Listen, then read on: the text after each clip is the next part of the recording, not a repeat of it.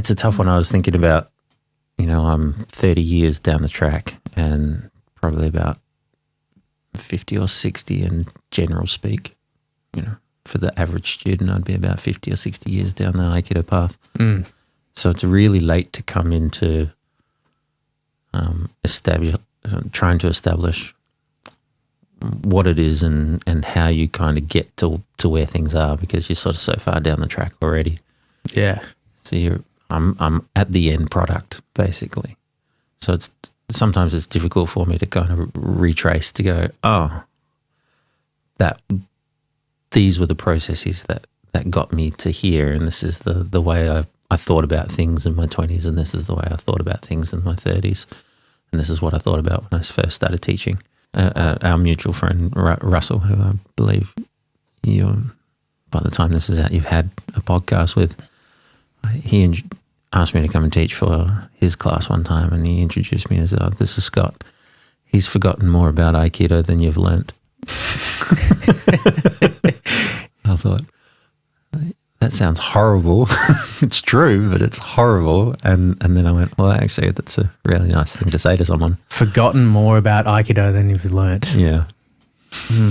I guess that's the process, right? Yeah. I believe everything's just a stepping stone to get somewhere, and it's difficult to get over there without, getting to the stepping stones. Yeah. That there's no way to get to the end product without getting here first or getting there. Yeah. So once you've kind of gotten 5 stepping stones closer to the end goal, the first stepping stone's really not important to you anymore. Yeah. But it was super important to get the first stepping stone there in place in a process of learning. So I guess you forget where you've come from in a lot of ways. Like, if you don't need it, you're just like, leave it in the past, focus on what you need. Yeah, that's the classic Zen method. Learn it all, then forget everything. Yeah. To a degree. Yeah, you meant to sort of, the things you forget are meant to be embodied, so you don't need it in your forefront of your consciousness to be training and focused on. It's already in you. It's like intuitive, to a sense. Is intuitive the right word? Maybe more muscle memory than intuitive. Yeah, it's just in place. It's spontaneity that happens. So maybe it's all of those things. Yeah. And Aikido lends itself to Zen because Zen's so enigmatic and has bizarre ways of trying to explain something through metaphor and hyperbole. And Aikido tends to fit that way of explanation. So there's no real steadfast way to explain Aikido. And the dilemma is the moment you make it so, it stagnates. So it's a really tough point of order for Aikido. Is it's not fixed in time. It's not that way forever. I've heard with lots of sort of Zen teachings, like one of the reasons they sort of package up the deepest lessons in, riddles and poems and stories and challenges and tests and all those things, just so like if you do make it through the riddle or you do work it out, you've had to push through enough that when you finally hear the right thing, you're actually listening, like it's potent essentially. Because if you're just told the answer, you're given the secret, here you go. It's not important. It's not important. Nope. Often. Yeah. Or it's very easy to forget then without it being held on to long enough for it to be embodied. Well, I can't tell you how many good quotes I've seen on Instagram that I can't remember anymore, but at that point in time, it made total sense. It fit into my life. Yeah. I'm like, fuck yeah, I got to remember that. I don't. So for me, a lot of those are just these popcorn moments, like a kernel popping. It's just this instantaneous, spontaneous realization and not everlasting, long-lasting enlightenment. And they're just stepping stones to get you, you have to have that moment of spontaneous, got it. Wow. And then you get back into your mundane again and another one turns up. Wow. Awesome. I think it'd be a really taxing existence if the whole world was just like, bah, bah, bah, bah. Yeah, often it's the slow burn, slow burn of some lessons, just the small little bits of insight overlapping one another for a long time that eventually develop into some real knowledge, or something like extreme and fucking traumatic that happens that does leave an imprint. And from leading on from that, the tough part about the commercialization of martial arts is everybody wants something that they can take away right now and use and feel like they could use it somehow, whether it's the ego boost, the conversation with somebody. I do XYZ martial art, I do boxing, I do MMA, I do jiu-jitsu, and people go, oh, wow, that's fantastic. Yeah, I wouldn't want to mess with you, kind of thing. And you feel kind of boastful, and it's a proud moment for yourself, and it should be, because you're training in something that's quite difficult. And Aikido doesn't lend itself to that, because generally most people have no clue what Aikido is. And if you do have a clue about what Aikido is, it's generally the wrong idea about Aikido. So you don't get a lot of truth given to you about Aikido, because it's so difficult to bundle up and go, here it is. And it does take a lot. In the beginning, it takes quite a period of intensive training and study to get any good at it. But that's kind of indicative of a good subject, I think.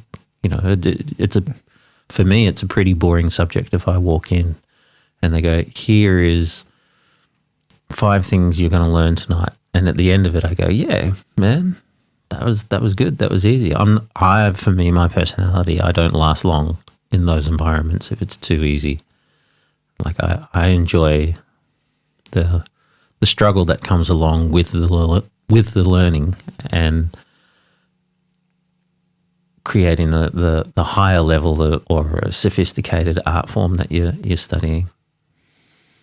It's a fine line, right? Because on one side, I guess it's that balance. If it's too easy for, I guess in your case and a lot of people's cases, you lose interest quickly, or you feel like you worked it all out. So it's like, well, what else is there? Or you're in a position for a lot of people where it's just too complex or too hard, or you don't see any light at the end of the tunnel as soon as you begin, and it's like, well, fuck, I don't want to waste my time on something that I might never understand or might never get there. And that balance in the middle, I guess a spiritual path is kind of like that as well. It's this elusive thing that you don't really know what you're chasing and if it's even real. That's part of the Zen process, is you're not told about anything, so you have to challenge yourself to get through the whole process without knowing what the outcome is. Because then it through that method, through the methodology of Zen, it weeds out anyone that doesn't have commitment. And the commitment is a lifelong commitment. It's not about going, I'm going to do this thing for 5 years and get my black belt, if you're lucky, in Aikido. And then you go, oh, well, I achieved my goal. It's like, okay, there's certain schools that facilitate that, but the methodology of Zen doesn't. So at 5 years, you should still just be sitting there going, man, I've got so much more to learn. That black belt's just the beginning of where you go from here. You know, white belt was the beginning of starting, but the black belt is the beginning of to understand. Doesn't sound like that lends itself to a lot of people doing it. Maybe not. I'm not. It's everybody's own path to walk. So that's why it's tough to market and commercialize Aikido. It can be done. Like you can have a dojo full of students. That's no drama. But the old adage is how many of those people in the dojo could you call up at 4 a.m. and they'll pick up the phone for you? And then will they come to you if you ask them to come for any number of multitude of reasons? And in that case, and in that sense, you have our common master, Shihan Brown, who you know that if he called any one of his students at any time and said, I need you here now, it wouldn't matter what we were doing. We would all drop everything we were doing and we would turn up there. And that's is it fealty? The fealty? Fealty, yeah. That's the concept you're meant to be learning in martial arts, because that's the life lesson. That's how you're meant to walk through the world in the grand scheme of martial arts. That's the purpose. It's not about just having a rumble and a roll around and a spar, and maybe the concept of perhaps I might need this, or if I'm attacked. That has very little to do with what the martial arts are now in peacetime. So that's the difference between the Budo, the way, and the jitsu, the art form, or the militaria of the art. So the Budo is meant to have the militaria of the art in it. So you've got to be able to use it as a effective an application. But in the jitsu, you don't have a way of walking through the world and a way of approaching situations with the martial mind, the warrior mindset, the outcome you're achieving. So it's just a competition.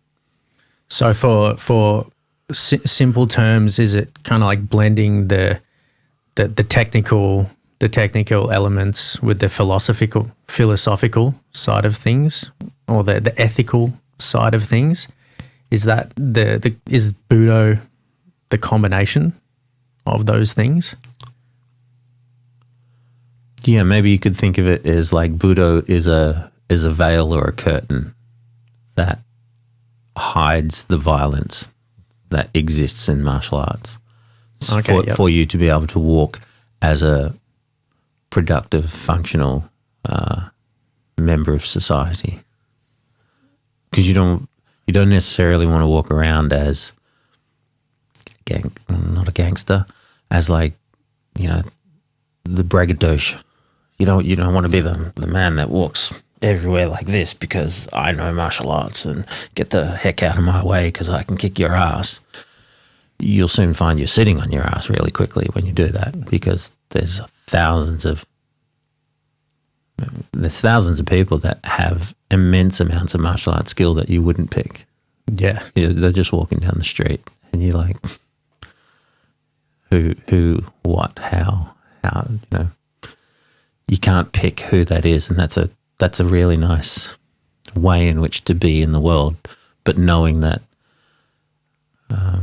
at any point in time, the veil can drop instantly, or it will it will vanish instantly, and you'll be face to face with a warrior tiger and you'll lose.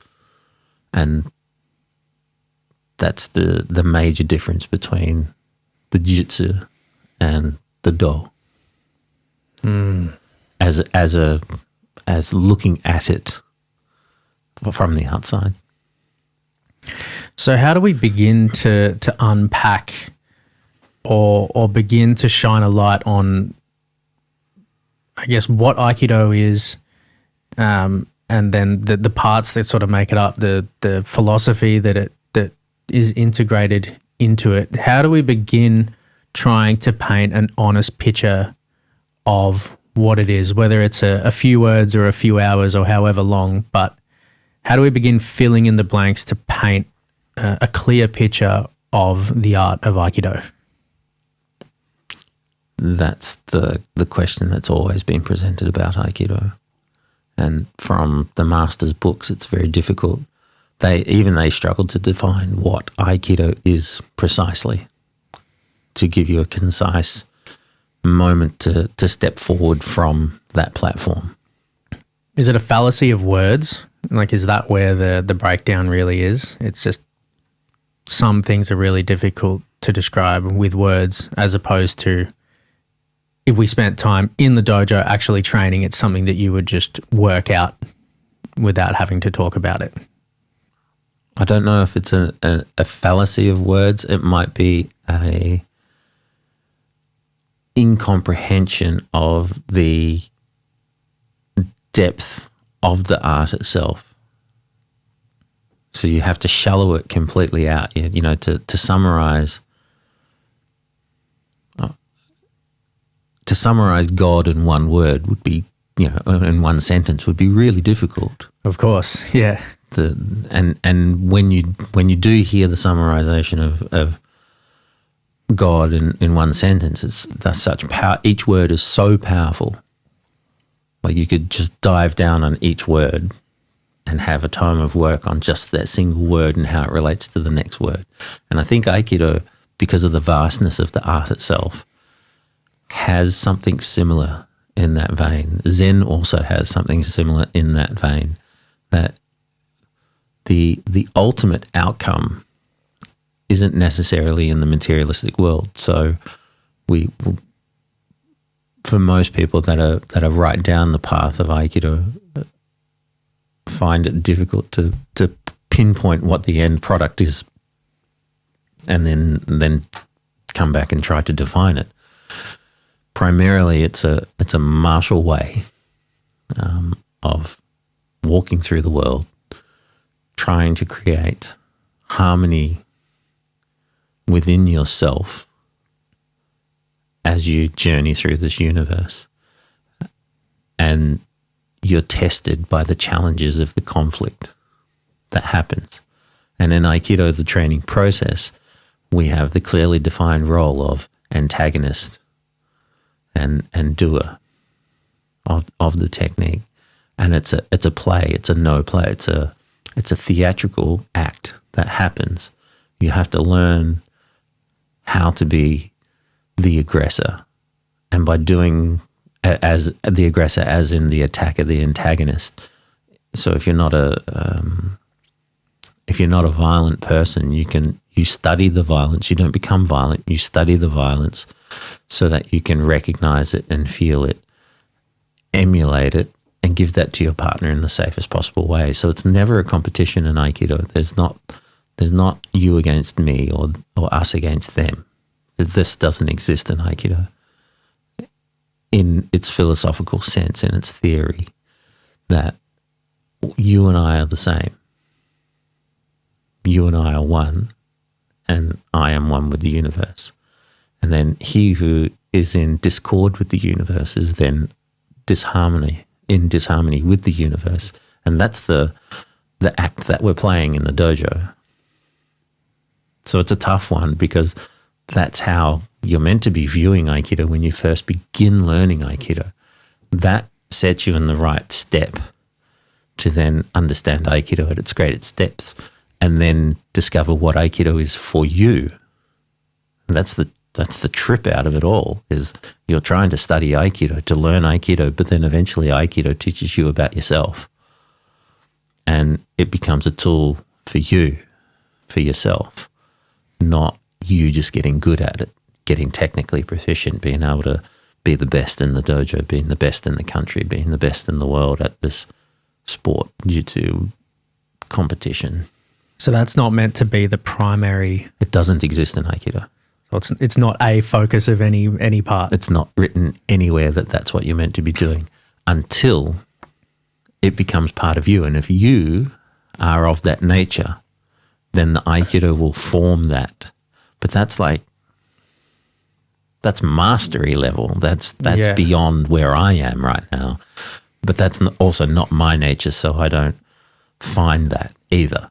Whereas a highly competitive attitude within someone will have a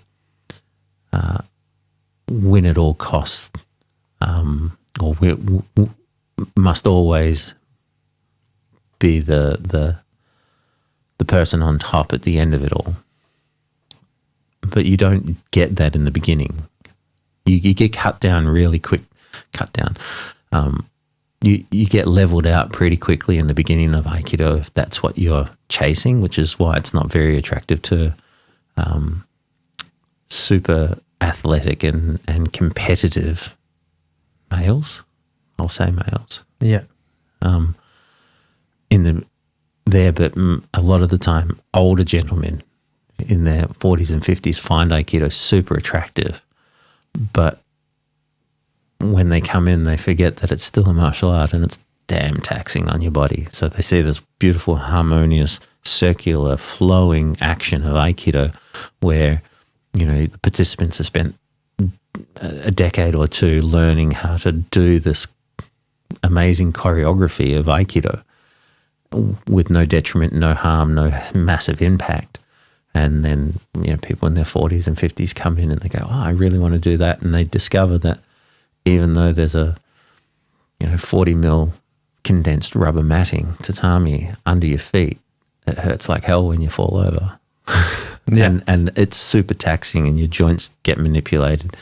But that's all the process. It's like, it doesn't matter if you're 40, 50, 60, 70, 80, 16, 13, 12, 8. It hurts. And martial arts are designed to challenge you in that sense. So if you want to study martial arts, it's not a good selling point. But if you're looking to study martial arts, you got to know that what you're in for.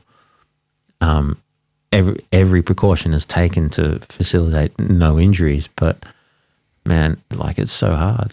It's like you go out and chop wood and you've never chopped wood in your life. And you kind of go, well, yeah, I spent 2 hours chopping wood. That was good. I didn't cut my leg off, didn't cut a finger off. That's fantastic. Wake up the fucking next day. And you'd be like, what the hell, And that's what Aikido does. It's a whole body tax. It's a mind, body, spiritual tax that you're paying now so you don't pay it later. How do you explain, like, to somebody, even someone who's new in a new student in Aikido, going into a concept like trying to be one with the universe, or take away that element of competition within you, for lack of a better term, like the egotistical part that wants to dominate or wants to win. How do you begin trying to explain that mentality to somebody when they're just starting out? They're difficult things to capture. Yeah, so the process of Aikido, so it's not a conversation as we're having a conversation. Okay. It's a physical conversation in training. Yeah. And the processes of, I play the aggressor, the attacker. You play the doer of the technique or the victim, the winner. Yeah. And we cycle through that process of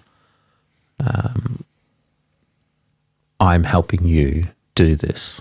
And then once you've had your go, then the roles are completely reversed. You become the aggressor or the attacker, and then I become the doer. And because there's this constant interchange of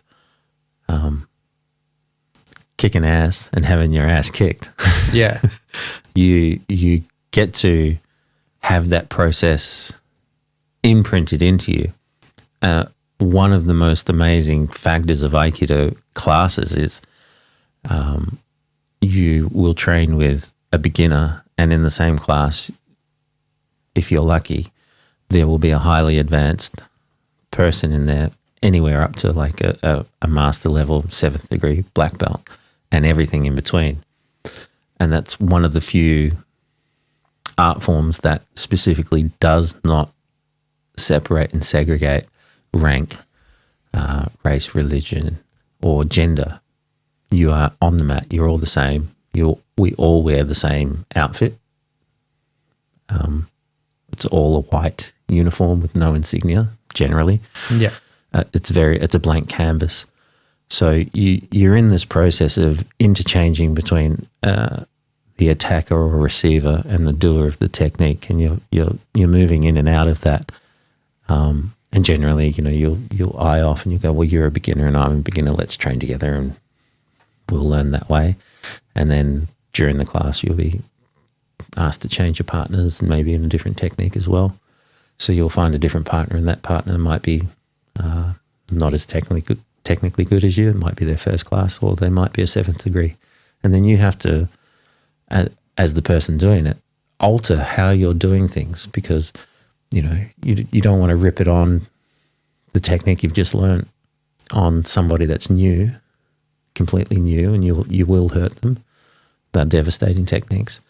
Conversely, if you go in with that attitude to a higher ranked person that's been in the game for 30, 40, 50 years, you'll run into yourself pretty quickly. They're not there to be the person that's going to put you in your place. They're just there to give you a bumper to go, you're doing the wrong thing, check yourself. Just a wall you're bouncing off. Just a wall you're bouncing off. And the idea of you're conditioned, your own conditioning through the time that you've trained enables that to be in the method or the techniques of Aikido. You don't necessarily get hurt so much anymore in Aikido because you're just so conditioned to those techniques. And they still come on. Excuse me. They still come on. They still hurt, but they don't bother you so much anymore. At my level, at that sort of, 2/3 of the way to mastery. So if you're a super competitive person, you'll probably be looking towards the middle of the rank of dojo, that kind of high level pre-black belt. Yeah. And black belt area to be kind of get yourself boosted pretty quickly in terms of technical ability. But it doesn't take long before you run into the 2nd degree black belt or the 3rd degree black belt or the 7th degree black belt that you just get humbled, and not because they're nasty or it's nasty. It's just the nature of running into experience and maturity. Do you believe in, do you believe that there's positive attributes to the competitive spirit or the competitive attitude within people? Do you think that that's a positive or negative thing? Is that the right way to look at it? I think the competitive attitude should be viewed like the ancient Greeks. It's a personal best. You're only competing against yourself. When I met Zydrunas Savickas, one of the greatest strongmen ever lived, I asked him about how do you end up competing when you're the best? Like when you know that nobody can lift any heavier than you can across 8 different exercises in a competition. What happens? Because, at event number 3, you're already ahead. There's no one can beat you at this point. You're so far ahead of everybody. What happens? And he said, you basically have to compete against your own God, yourself, which is a really interesting concept. And that came from, clearly the most elite mindset level at that point in time. And I think that's the concept of correct attitude towards competition. Yeah. Because there's so many equalizers that happen. You might go into a competition and win the competition and then get jumped in the car park and it meant nothing. So, you got to worry about that. So what are the rules in which the competition happens? And we're trying to eliminate the rules of competition in Aikido and just have the structure, because there's too many variables that come along. So you don't want to have a game set by boundaries. You want to have an existence set with no boundaries. And that's the idea of in the training. And I would say that would be the same at the highest levels of any traditional Japanese martial art, judo, karate do, kempo. All these things should, I believe, would be that. Yeah. That, if you're such an amazing warrior then there's nobody left to fight and win against. There's no competition left. So if you are the invincible warrior, there is no competition. If you're the fastest athlete in the world, there is no competition. When you are the fastest athlete, look at Usain Bolt. He didn't compete against anybody at his peak. He just ran his 100 meters and ran it how he wanted to run it. I think that one where he ran like 9.4 or 5 and he 7 or like 6 strides out, he stopped, literally just went, yeah, and cruised off to the end. It's like the other 9 players in that weren't big factors in him winning that race. He was just out there to blast. He was going to run that. Yeah, he was running that 100 meters for sure, and he wasn't going to be beaten. And that concept of that mindset of that's what you're chasing. You're that mindset of being the best, that there is no competition. So because that exists, the concept in Aikido is that you don't have to fight against everybody to get there when you can implant that at the beginning. So you can try and hold that state of mind even if you're not the best, even if you're not at the top. That's a good mindset to try and get into anyway, not just something that you can eventually enjoy once you are the best. Because most people never become the best at it. That's just statistically speaking. Most people aren't going to become the best. Mm. But it's good to try and keep that state of mind as the state of mind when learning. Yeah, I guess if you're talking about things outside of Aikido, yes, because it's in Aikido. Yeah, it's in the fundamental way in which it's performed. Okay. Yeah, so it doesn't have to be told to you. It's not something you're trying to do. It's something that's built in if you're doing it. Yeah. And so I like when you say that you're trying to take away you don't want it to be a game in a sense. So trying to take away the rule set, so to speak, to deal with unlimited possibilities. Just in your opinion, what do you think the detriment, or from at least what you've seen throughout your time with Aikido, what is the detriment to a rule set? Like, what can that bring to martial arts? I think the first thing that it does bring is big fish, little pond syndrome, where you think you're quite phenomenal and you haven't experienced the wider ocean. And that's the major problem. And that still exists in Aikido. Don't get me wrong, because most of the time not everybody's expending the amount of energy that's required to understand the depth of Aikido. They're just in there doing it as their hobby, their physical release and their outlet, which is perfectly fine. It should allow anybody to do Aikido. So that's perfectly fine, but that's the majority of people doing it. Whereas I feel, I feel if you go into an MMA academy, everybody's sort of gearing towards a competition. So you have this higher level aptitude and attitude in there, but it's really capped. It's a really limited amount that happens. There's only so far you can go with it, and you generally have a time limit in competition MMA.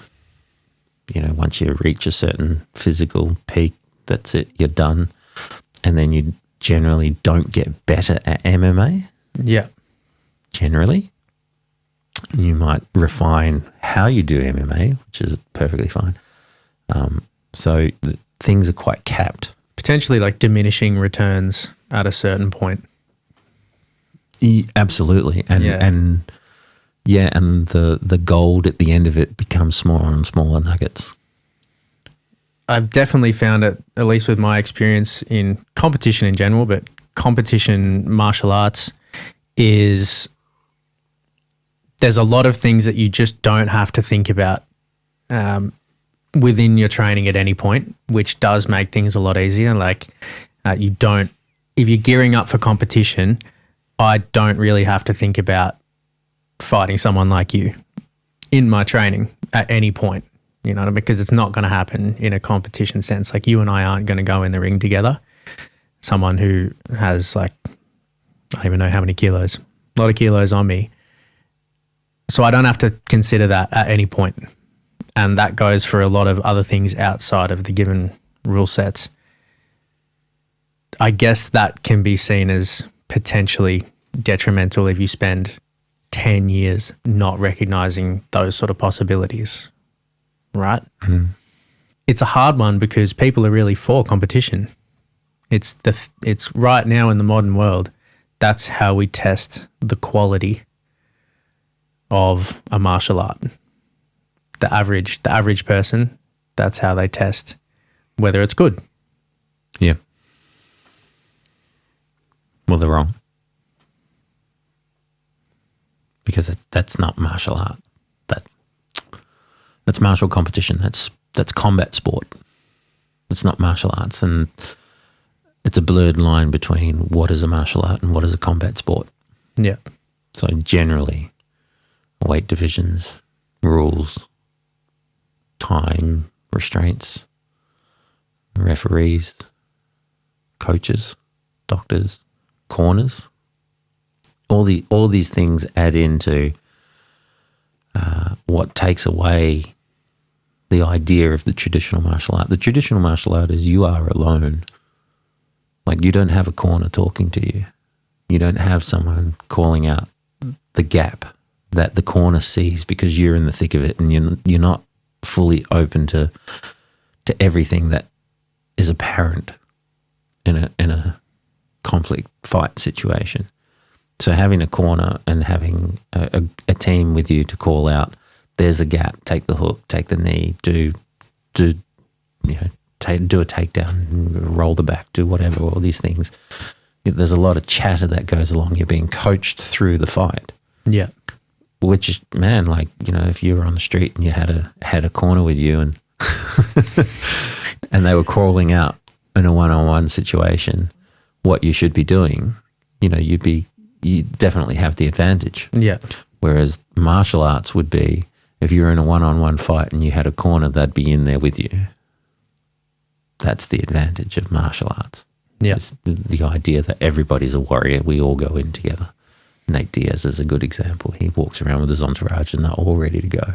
All ready to bang. All ready to bang for him, with him, for any misgrievance that he has. Yeah. And that's amazing because, you know, it's amazing in certain senses and it's not so fantastic in other senses. There are very few. It's amazing in that, you know, you surround yourself with people that are prepared to stand with you. That's a tough one to find. There's people that will stand with you. The brotherhood's always talking about, you know, we'll be there in the thick of it. And when it gets really thick, you find the brotherhood's pretty small. Yeah, because I'm hearing on one side there's a mentality of coming to the understanding of you're completely alone and having that as a mentality of training. But then at the same side, the mentality of having people with you. How do you balance that? In what sense? Because I feel like on one, maybe you can explain the nuance for me. On one way is you're by yourself, no one's coming, no one's ever coming, and then on the other side is a reliance on people coming. But maybe not so much. No, it's not a reliance. It's a nice bonus. So when we look at sort of the higher versions of techniques of Aikido, we have a thing called a jiuwaza, which is a free form of technique. Most people outside of Aikido explain it like it's a free form fight or a spar, and generally it will be 4 or 5 opponent against one, and you work out your maneuvers of how you're going to deal with one person at a time 5 times. So that's the concept, not 5 people jumping onto one person. But one of the big failures of that form of Jiwaza without any understanding is those 5 people are always independent. They never work as a pack to get this person. I've seen it once on video where they work as a pack. It was a terrible coordination, but they got there in the end. Mm. And I think that's mainly because everyone's sole goal was to get to the one person. So it looked like it was a 5 people acting as a pack to get the one person, but in effect it wasn't. It was all 5 people, 4 people, 5 people jumping on the one person at the same time, which looked kind of pack mentality. But in Aikido, and it's in that level, you learn that you're out here by yourself. But because we flip everything in Aikido, so we become that one person doing the technique, and then we flip it and we become one of the 5, that you learn the 1 and 5. You are part of the 5. So you're practicing to be a part of the pack, essentially. But the problem is, and hopefully this conversation, anyone in Aikido will listen to this and go, why didn't I ever think of that? Is act as if you are a pact. Have a tactic. And you've been in a environment where I've taught this, where instead of just charging the person, it's like circle them, control the person, manipulate everything, take away all this one person's options. Because as you get quite good at Aikido, 5 people charging towards you, which is quite ominous in the beginning. It's overwhelming, in fact. Most people get very caught by 5 people chasing them. But once you get better, you can either blast through the 5 people or you can maneuver yourself around the 5 people and then line up the 5 people so that 5 become 1. But if you study the act of being a pact of 5 people, that when the maneuver happens, you're not sort of having 5 people trying to chase this one person down again. It's a reshift of tactic. Yeah. And this never happens in Aikido. I've never seen it happen outside of me teaching it. I'm not boasting. I'm just saying I've never seen it happen. Now, hopefully it happens more because that's the concept. You are by yourself. You're always by yourself. If you believe in God, you'll face God by yourself when the time comes. It's your end of life review. If you believe there's an end of life review with the higher ordeals, you will be standing there alone and naked by yourself. There'll be nobody there to help you. There'll be nobody there with you.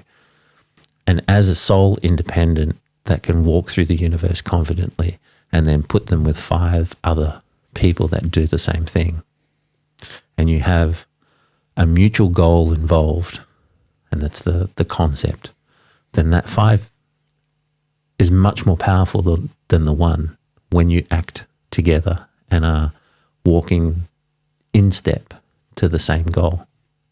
That's everything. So when 1 becomes 5 and 5 becomes 1, and I believe that's the true essence of what Jiwaza, is. Gonogake Jiwaza, 5-person attacking freeform technique, is the 5 see themselves within the 1 and the 1 see themselves within the 5. Because it's not often, I don't think, unless it's maybe like military training where they're intentionally practicing working in teams to a specific goal. I can't imagine many fight gyms, especially competition fight gyms, training as a pack, as opposed to often it's just the individual. Like you're training to look after yourself. I never have really heard, other than you teach this and it be built into Aikido as well, a process of learning to work cohesively as a unit. Which is absolutely bonkers when all martial arts came from war. Like it's all units. Yeah. There's no martial arts without the resolution of conflict and war. That was the whole process of it. And it's evolved into the spiritual pursuit in peacetime. But when peacetime ceases, you have to be able to revert, let the veil disappear, or let it become invisible and act through that veil of violence. So, the old Japanese proverb is literally is it's better to be a warrior in a garden than a gardener in a war. It is that, because a warrior can learn to garden. A gardener takes much more longer to learn how to be a warrior. Yeah.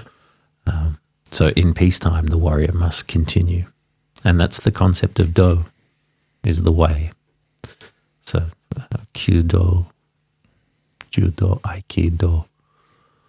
So do you believe that within Aikido, but generally speaking I guess we could call it a traditional martial art or a true martial art in the way that you're describing, having the framework of like a war setting is the initial thought process to develop the technical side of things? Like, is that how you think about it now? Like, is that how Aikido is thought about in terms of its whole structure, its technical structure, like to account with a warlike scenario? Is that what it's the framework? Is that what it's built on? If I understand your question to me, Aikido evolved out of the fundamental warlike techniques that were used in Japanese jiu-jitsu, and the philosophy and the realizations and enlightenment of the founder of Aikido alluded to the harmony and love aspects of the universe, as opposed to the war and conflict that occurs in the world. So it was it's understood that he came to understand that the world doesn't need more conflict, it needs more resolutions.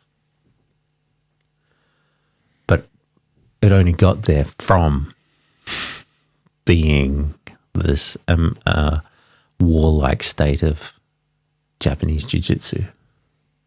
So the root of Aikido, which is the Aikiru Daitoru Jiu-Jitsu, that came from the Takeda clan, which was the Takeda family was part of the Battle of Sekigahara in Japan around about 1300. So it goes back, and they were technically, the Takeda clan were on the losing side of the Sekigahara War. Now that jiu-jitsu went underground, so it was never taught anywhere. It was passed family to family in secret for centuries. What? Yeah. And then Sukaku Takeda, who was the technical heir of this Takeda jiu-jitsu that had been passed through the families, popped his head up, basically, and showed the world Aikido Daitoru Jiu-Jitsu. When was that? 1800s. 1800s. Yeah. So it's been passed underground for 500 years. For 500 years. Holy shit. Yeah. Sneaky. Yeah. Yeah. So, and then Morihei Shiba, the founder of Aikido, became a student of Sukaku Takeda and was one of the fastest students ever to learn the Aikido Jiu-Jitsu. Yeah, right. Yeah, and was recorded as like this absolute freak and phenomenal of a student. Was given a teaching license in a year and a half, 2 years of this art form. So Sukaku Takeda put it out on the world map again, where it was hidden, and it was only ever taught to Japanese people. It was never taught to anybody else if you weren't Japanese. Really? So, yeah, it was a really, clandestine underground form of transmission. So really one-on-one. So you had to kind of garner everything from your teacher as you went along. It wasn't just turning up to the dojo when you wanted to. You were in it because it was a hereditary family heirloom being passed to you. So you were learning it. You were learning it full time, probably. Yeah. For a lifetime, essentially. To be passed on again. To be passed on. Yeah. Not just for you.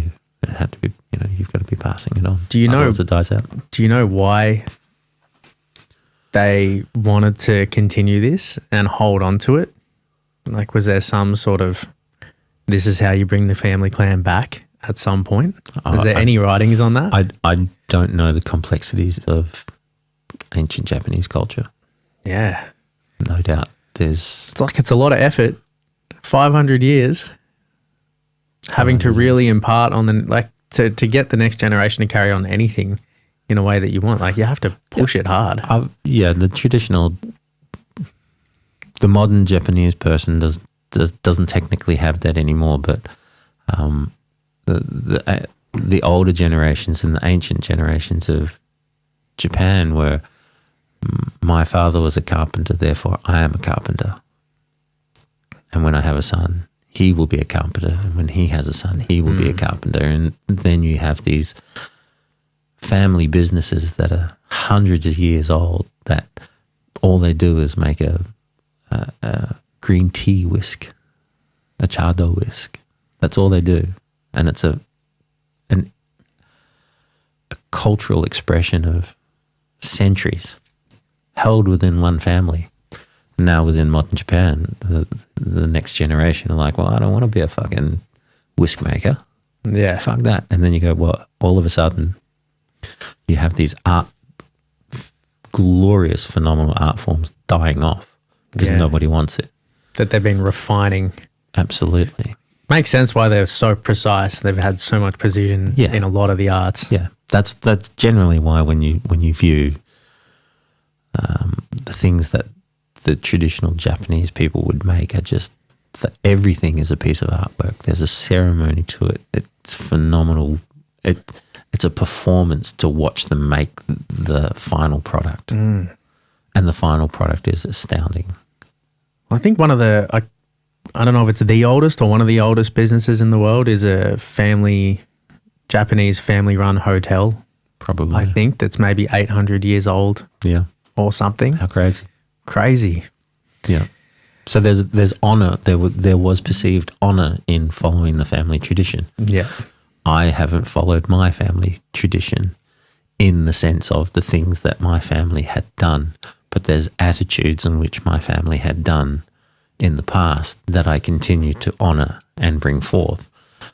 And, art, craftsmanship, these things I still take into Aikido, not necessarily the fact that my great-grandfather was a tattoo artist or my other great-grandfather was a boat builder. I couldn't build a boat to save my life if I was drowning. Yeah. And I'm terrible at drawing. Art's subjective, but I think I'm quite terrible at drawing. So I could never perceive myself to be a tattoo artist. But the concept of art itself, I lend myself to when I do Aikido. And generally when I do most things, I try to make it feel like it's an art form. If I'm in the kitchen, I'm generally not trying to just get things done super quick and super fast. I want to immerse myself in the act. Yeah. And that lends itself to why in the beginning I said it's how you walk through the world using your martial art, your martial way. Because you can take those things, you can be mindful about how you spread jam on the toast instead of just getting your knife and slapping it across bread, which in itself can be an art form if you do it right. But then there's also the mindfulness of you being completely present as you smear the jam across the toast. Things don't distract you in that sense. And that's how it's meant to be in the dojo when you're training. It's how it's meant to be everywhere, by the way. If you're in the gym, that's how it's meant to be. The space in between your sets isn't dead time. You're meant to be concentrating. You're not sitting there with your camera and listening to the music or having your own headphones on, grooving out to your own tunes, taking your break, catching your breath. The set was only your 30 seconds of exercise, and then it's the 2 minutes of intent that you put in, the effort that you put into yourself in that space between that and the next set. Arnold Schwarzenegger spoke classically about bringing your mind into the muscle when you do the exercise. Whereas martial arts talks about should be focusing on bringing your mind to the experience when you're not doing the exercise also, which you've also experienced in my class when we do the sword work and the sword weapons training, is you have your kata, your form work, and then you break off and you reset, and then you start again. And in the space of 30 minutes of training weapons, the amount of time you spent in weapons training is like 2 minutes. Yeah, constantly breaking focus. Yeah. Yeah. Have a chat. Talk about what was good on that one. Have a laugh. You got me. You didn't get me. Shut the fuck up. So you're not about that? No. I'm not. There is a time and a place, because there has to be joviality. You have to be happy. But the primary thing is put in the effort. The reward is the chat, whereas most people, the reward is doing the technique. So we come along to class, we talk about how your week was, we get on the mat, we're warming up, might be in silence, maybe. And then we start the first technique, and the first thing that happens is the person starts fucking talking to you. Yeah. Sorry, I thought we were training some form of severity that's going on now. I don't care what you did in the weekend unless it pertains to what we're doing. Yeah. Shut the hell up. And that is nigh impossible to find in a dojo, in an Aikido dojo around the world. Maybe in Japan, where it's kind of frowned upon to be talking during class. But I would assume just because there's no talking, the mind can flitter off and go anywhere it wants. So the concept is just to shut the fuck up and be right here and present. And that aim of being present and locking in and being aware of the whole process, ideally the whole time that you're in training, and then I guess that bleeds into all of life. But just for training, is that built into the art as well, into the philosophy? Like, is that talked about? Or is this your personal opinion on it?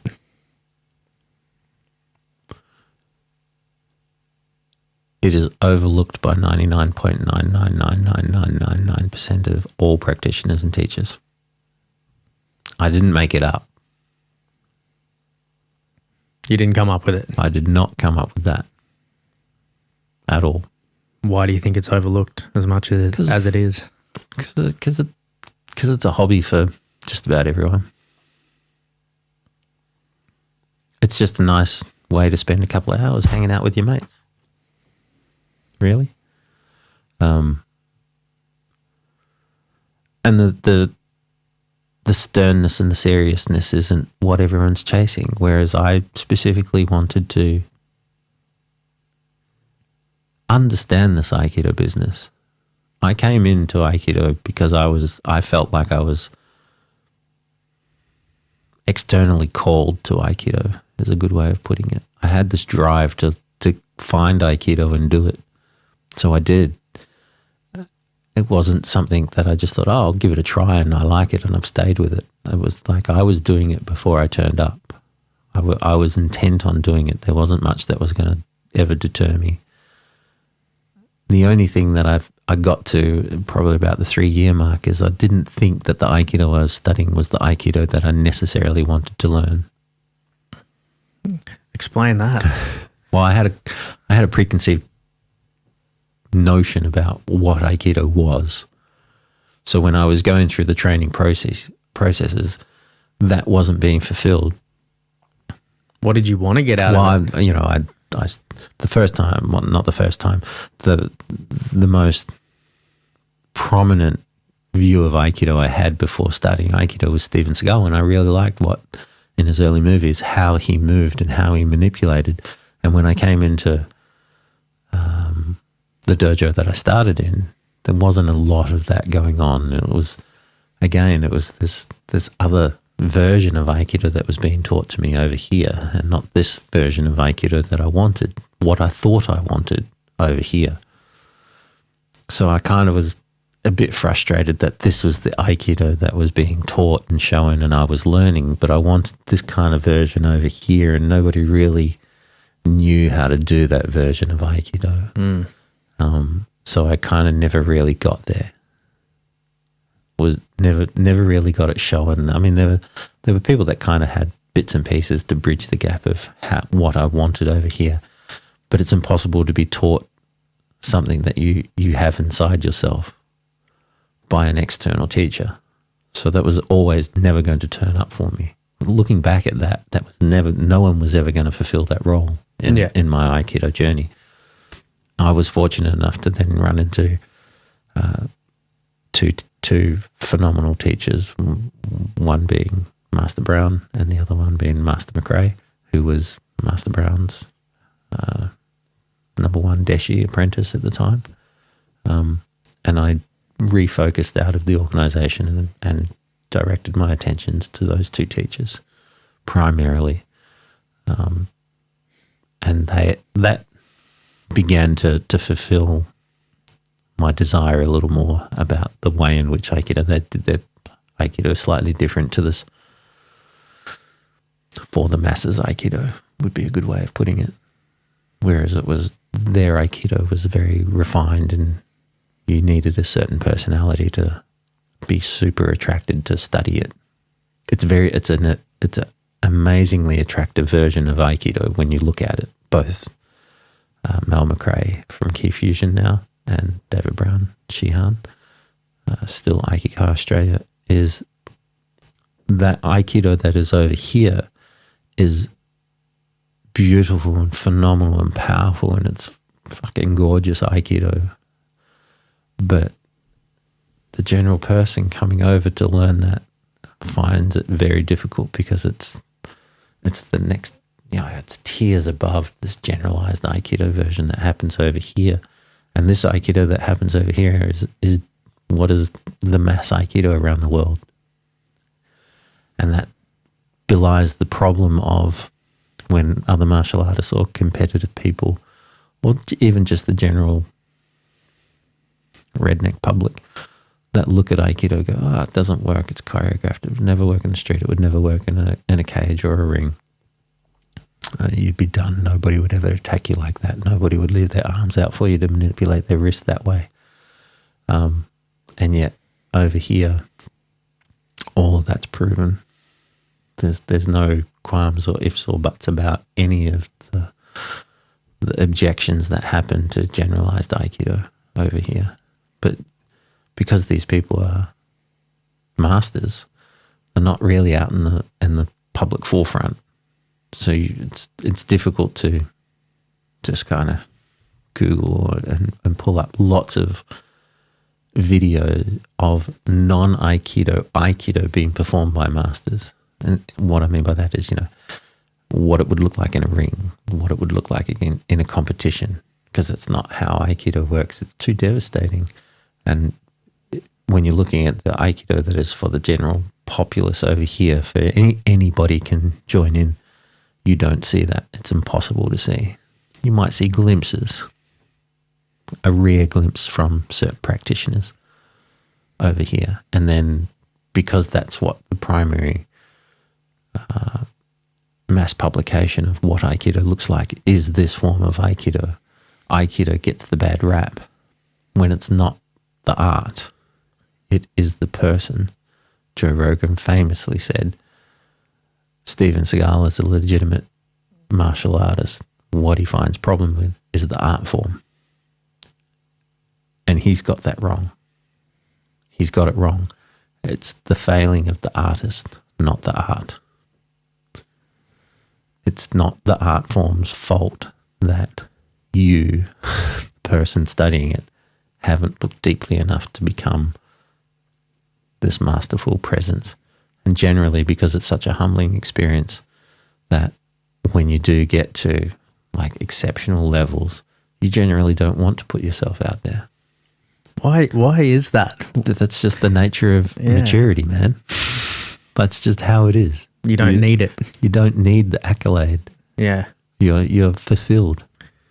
Because I understand that feeling of when you're starting out with something, like the thought of getting good at something is kind of analogous to getting recognized for being good at that thing. Yeah. You want to be recognized for the way that you're improving on things. And I guess it seems like for all the people that I've witnessed who are really good at something, they get to a point where that need drops away. It's just not there. Yeah, it kind of classically comes down to the story of Miyamoto Musashi, right? Who considered the greatest Japanese swordsman that ever lived. By the time he was 30, had retired from dueling and lived in a cave with 2 students. Now, if this was this day and age, that kind of reputation would have international schools everywhere. He would have dojo filled with people learning swordwork if it happened in this time. But because he just wanted to be left the fuck alone.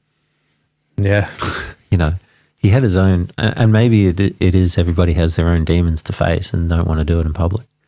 And when you've turned the focus on yourself that hard, you realize that, you know, there's just too much work to be done with yourself to be claiming you are a guru, the leader of a way. A guru, yeah. You know? Yeah. I know for sure that, you know, the family heir of Aikido, the grandson of the founder, the current grandson of the founder, Doshu, you don't get to interact with him when he's on the mat, right? You don't, unless he wants to. Like you don't get to go up and ask. You don't get to feel his technique anymore. He really doesn't give a shit about you or me. Yet he makes that business makes millions every year, and I'm not about that at all. Not in this sense of the art form. There's probably other methods in which to garner enough money to live through the world, but that's one of the trappings of Zen, is maybe a way of explaining it, is that you only ever get given enough that the universe perceives you to need. And any more is boastful and egoful, and you're not meant to be that, because by its nature it humbles you. What be given to you will be taken away. So, you know, I know many times you've asked me, should you follow your passion or make a shit ton of money and then follow your passion? And then the initial time you asked me that, I said, I said, follow your passion, because that's much more rewarding for yourself. But I think if you can spend a short period of your life making bank to set yourself up so you can follow your passion really comfortably and really concisely and do whatever you want with that passion. I think that appears to be my view now. And ask me again in 10 years' time, I'll go, no, man, just spend 50 years making bank. Fuck your passion. I mean, I think it's that thing. If you knew that you, in 5 years or whatever you think is an acceptable amount of time to make bank, to get cashed up, to set yourself up, to follow your passions wholeheartedly, if you knew that you could get that done in a certain amount of time, then that would be the right move. I think the trap is people believe that, and then they spend 50 years chasing the dragon and never fucking get it, and never get the coin, or never get the time, and never get the mastery or the enjoyment of studying a passion, and just, you kind of fuck it. Yep. You fuck it up, basically. Yeah, I would think that's exactly what happens. At least if you make the decision to follow your passion from day one, you're going to do that. You can guarantee that that's what you're going to be doing. Yeah. You might not make bank, but at least you're certain about one thing as opposed to certain about nothing. Alan Watts says, you know, he was a proponent of follow your passion and the money will come. He was a big proponent of that. Yeah. And maybe that's why in the beginning I said, follow your passion. But we seem to be in a society where we forever want more and more and more and more and more. And what we have isn't enough. And that's probably the wrong way of looking at it, because I think what happens is that's the detriment of when everything is taken away from you, you are completely lost. Whereas the idea of the phrase living within your means is a good thing, so that when everything is taken away, you haven't lost all the extras. You just have to reset to live within your means. It's a nice guide to be able to reset at any point. So you can live within your means now, have everything taken away, and live within your means here. You can live within your means now and win lotto and live within your means over here. And I think living within your means is the humbling act. I think that's the right attitude to take. And that's the attitude that tends to turn up when you study Aikido, is you train within your means. Because there's a reciprocation between you and your partner. If I'm more advanced than you, I don't allow you to go beyond your means. So my theory behind it is because your partner might be more advanced, has seen the traps before you and can guide you through them and will hold you up if they think you're going too far. Now, if you want to push yourself beyond that, test the boundary, that's you. But everyone's there to kind of go, well, hold up. Before you push the boundary, just take a think about it and realize what could happen to you if you do push the boundaries. And when you do if you decide to push the boundaries, that's on you. It's not my fault. Competition generally doesn't allow that.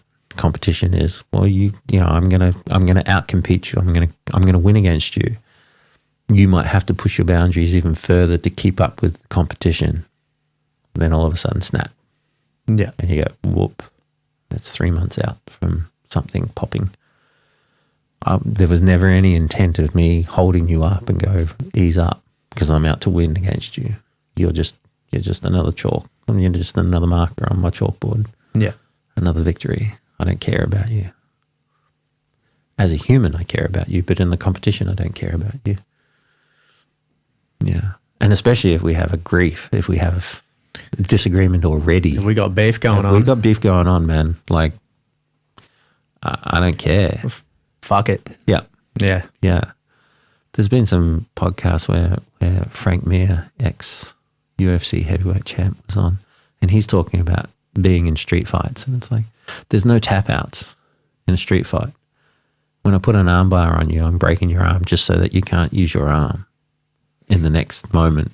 Yeah. Like, there's no tapping out, and it's clearly displaying he doesn't care about you. I care about you.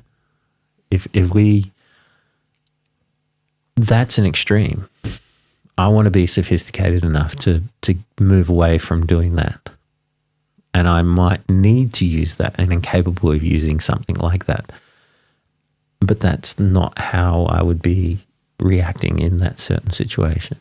I'm kind of trying to de-escalate. And that's a de-escalation on another level. That's de-escalation by taking away tools.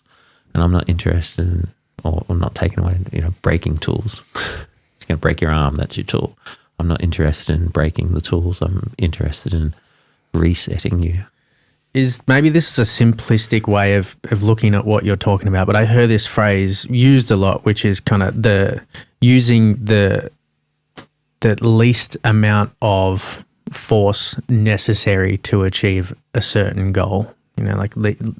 Essentially that, using creating the least amount of damage to be able to stop somebody, or if you're in a physical altercation, just enough is enough, as opposed to causing way more harm than necessary. Is that a goal? Yeah, it is. The problem being with that comment or that statement is that's the out for most people that do Aikido. So that's a statement that requires you to retract from being the beast and the killer that exists over here. The warrior that can and is capable of doing that. It is the warrior's choice to retract into using the least amount. It is not for the person to go, oh, well, I only need to use the least amount. So I'm quite passive at that point, right? I don't want to be passive at that point, because that's the fucking limit. And you need to be able to go. You need to be able to go here. Yeah. When necessary. If necessary. So this is, it's easy to go back to here. It's impossible if that's your limit to go there. You need so you need to have the whole range. You need, yes, to be able to choose to use the minimal amount. Yeah.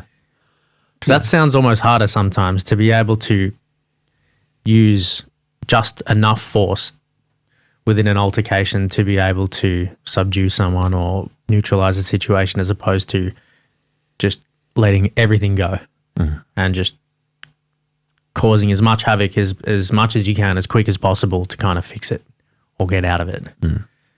Seems like there's less care involved in that one. Well, it also depends on the scenario. Of course. There's endless possibilities. There's just way too many what ifs or if outcomes that could occur in that statement to get there. But if we look at the training modalities that happen within dojo speak or in the training environments, they'll never really, in the same vein, it's you don't need a lot of strength to do Aikido. It's like, yeah, but by God, you better be strong, because the weak person can't. Or the other way of looking at it is, if this person only has this much strength, then when they get to this point to do the technique that doesn't require strength, but that's the limit of their strength, that's their max output. Whoa, your max output? Man, that's like doing, a 1 max rep deadlift every time you pick up a deadlift. Like, what's that all about? You might not have it that day. Might not have it that day. I heard a good quote. I don't know who said this, which was, if you're not prepared to go too far, you'll never go far enough. Whoa, what? To repeat that again. If you're not prepared to go too far, you'll never go far enough. We'll Google it after this. Someone cool said it, no doubt. But whether it can be taken literally or as a thing to think on, it rings. Yeah, absolutely. Why do you get into a paddock and do paddock bashing in your car and do drifts and skids, and then we're on a wet, oily, slick road doing 50 k's an hour, and the back end of your car goes out? You go shh, shh, shh. Whereas if you've never experienced the slides of a car at 50 k's an hour and your tail swings out, the car starts spinning and you crash it. So yeah, you got to go beyond where you're going to be functioning. And the other aspect would be, the other quote would be, train hard, war easy. Yeah. That's a good quote. That's in the same vein. Yeah. Train hard, war easy. The dojo should always be tougher than the combat, because it's a controlled environment. It's a microcosm. So to take not necessarily a sidestep, but I think it's an important point to note or try and understand. It seems to me, from my perspective, that there's, out of, I don't even know how many people or teachers of Aikido there are around the world, heaps. From my perspective, I've only ever seen a handful of people who, and you're included in this, people who justify the art, to put it into the terms that you were speaking about before. The people, if Aikido in and of itself is a good martial art and works, there's only a few people who can actually do it. Yes. And they all exist in the same place. Yes. They all know each other. Pretty much. So there's only a small sect of people in a very obscure part of the world, which is Melbourne here. And they're all the people who you're connected with, and Master Brown as well, are the only people who seemingly can do it. What's up with that? What's going on there? Because it makes sense why possibly the general opinion of Aikido, when people look at it out across the world, whether they see it in real life or they see it on YouTube or they even hear someone talk about it, the opinion usually isn't that stellar for a lot of people, because it seems that most people aren't doing it justice at all. Better teachers, I think. We've been fortunate enough to have, firstly a phenomenal Japanese teacher that came out who was he was quite low key, man. Like, he wasn't showy offy at all in his older years. He was a unit in his younger days, but had a very non-personal, influential form of Aikido. When you saw his Aikido, Seiichi Sagano's Shihan, his Aikido didn't have a lot of flash of personality to it. When you see, example, Steven Seagal, there's a lot of flash of personality to him. There's a lot going on. And then there's the technique inside of it all. Chiba Sensei, who was also like one of the teachers or students at the same time as Sagano Sensei, his personality came through his Aikido. Very bold, powerful form of Aikido that turns up. So Saito Sensei had a way in which he did Aikido. And what's easier to do than the art is to emulate the person, to mimic the teacher. So with Sagano Sensei, it's quite funny looking at some of his students now that have they've picked up the mannerisms of how he would hold himself as opposed to the way in which he would do the technique. And he had very particular mannerisms, especially the way in which he holds his hand and would sort of present certain ways.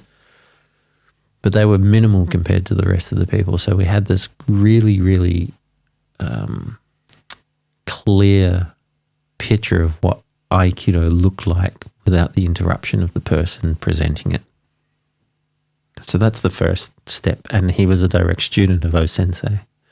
And every student that came from O-Sensei, the founder of Aikido, every one of them is different. And it's phenomenal. So there's this freedom of expression as a person coming through Aikido. But Sagano Sensei didn't necessarily have a lot of his own personal attitude to or influence over the form of Aikido. So it's a very truthful visualization of what Aikido looked like. And then we had Master Brown, who was a student, one of his first handful of students of Sagano Sensei, who has a phenomenal mind of breaking down things, tearing it apart, analyzing it, putting it all back together and making it better. So in that aspect, his mind that he brought into Aikido gave greater insight into the Aikido itself. So we got we had the Aikido of how it looked like, and then we had this mind that was able to pull it apart intricately and go, oh, look at that. That's why that works like that. Cool.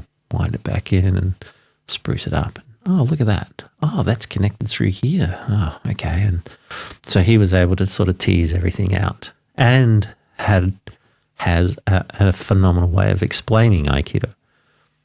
So we began the conversation by saying it's really hard to define what Aikido is. Yeah. And Master Brown has a phenomenal way of explaining what Aikido is as you're learning Aikido. So his ability to tease it out and tell you what's going on is beyond anyone. Absolutely beyond anyone. Malcolm McRae Sensei is just a phenom of Aikido and has an insight into it. And his ability to explain how he does it is amazing. And his insight into explain how he does is phenomenal. I don't think there's many better at doing it than Malcolm McRae Sensei in that light. And then myself, who has taken a different approach and looking at the methodologies of the art. Why does that exist to form Aikido? Why is this here to make Aikido? Why when it is there to make that, does it repeat over here? Backtrace it, reverse engineer it into it. pull it back out, great. And for me, that gives me the opportunity to go, this way of doing Aikido has merit, and this way of doing Aikido has merit, and this way of doing Aikido has merit. Whereas I think most teachers kind of go, that way of doing Aikido, shit, that's just wrong. So even Aikidoku are highly critical about Aikido itself. Or Aikido, the practitioners of Aikido are critical of the practitioners of Aikido. And I can be the same, but I can also see something and go, okay, I don't necessarily agree with it, but I can see how and why that exists and how it should work if it's not working optimally or efficiently. So in that span of 4 generations from Ho-sensei, we're beginning to have 4 different views from Aikido, all directed back to the same thing, which is important because now at this point in time, as now the decades go on, is Aikido just becomes so disparate and nobody's really trying to join it back. They just, because it falls under the title of Aikido, it's just Aikido, but no one's really trying to work out why that Aikido is there and this Aikido is here. For all the people that you just mentioned who are part of this, I guess, lineage, so to speak, that is building upon Aikido as a way of explaining it, just building upon it, figuring it out, putting it together. For it to be built upon and be put together, there has to be some sort of some goals that all of you hold together, whether you talk about it or not. It seems to be all, like you mentioned, it's heading into a single point, trying to create something. To try and ask you this question in the right way, what are the core, I guess, fundamental tenets that hold true for all the people who are doing it well and who are good practitioners and building the art? What are the core fundamentals that are true for all of you, where it might not be the case for other Aikidoka throughout the world, which is why it seems to be eroding in a lot of ways? It seems like there's core values, so to speak, or core goals that have been lost, hence why the art itself is being lost. Does that make sense? Well, I don't think the art itself is being lost. It feels like it. I'll be honest, it feels like it to me. Yeah, it can feel that way. I don't think it is. You don't think it is? I think it's just evolving with its time, and it's meant to. That's the nature of anything that evolves. It evolves to the society in which that's using it. So hence the importance of people like Master Brown and Master McRae, myself, Jose Cicarella, yourself. It's there for people like us, and there are people around the world. There are genuinely people that I couldn't name, but there has to be. Like we're not alone in this. There's some people out there doing some good stuff. Absolutely, there is. Absolutely, there is. Now, whether I agree with what they're doing is a different story, but there are people doing good stuff. So, I guess the tenet being is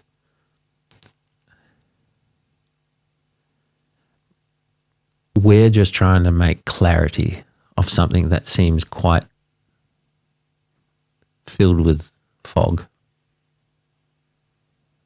So I guess that's the thing that's happening. And a good teacher should demystify the things that exist in front of you. If you can't see it because there's a film in front of you, we have to wipe that clear for you to see what it is.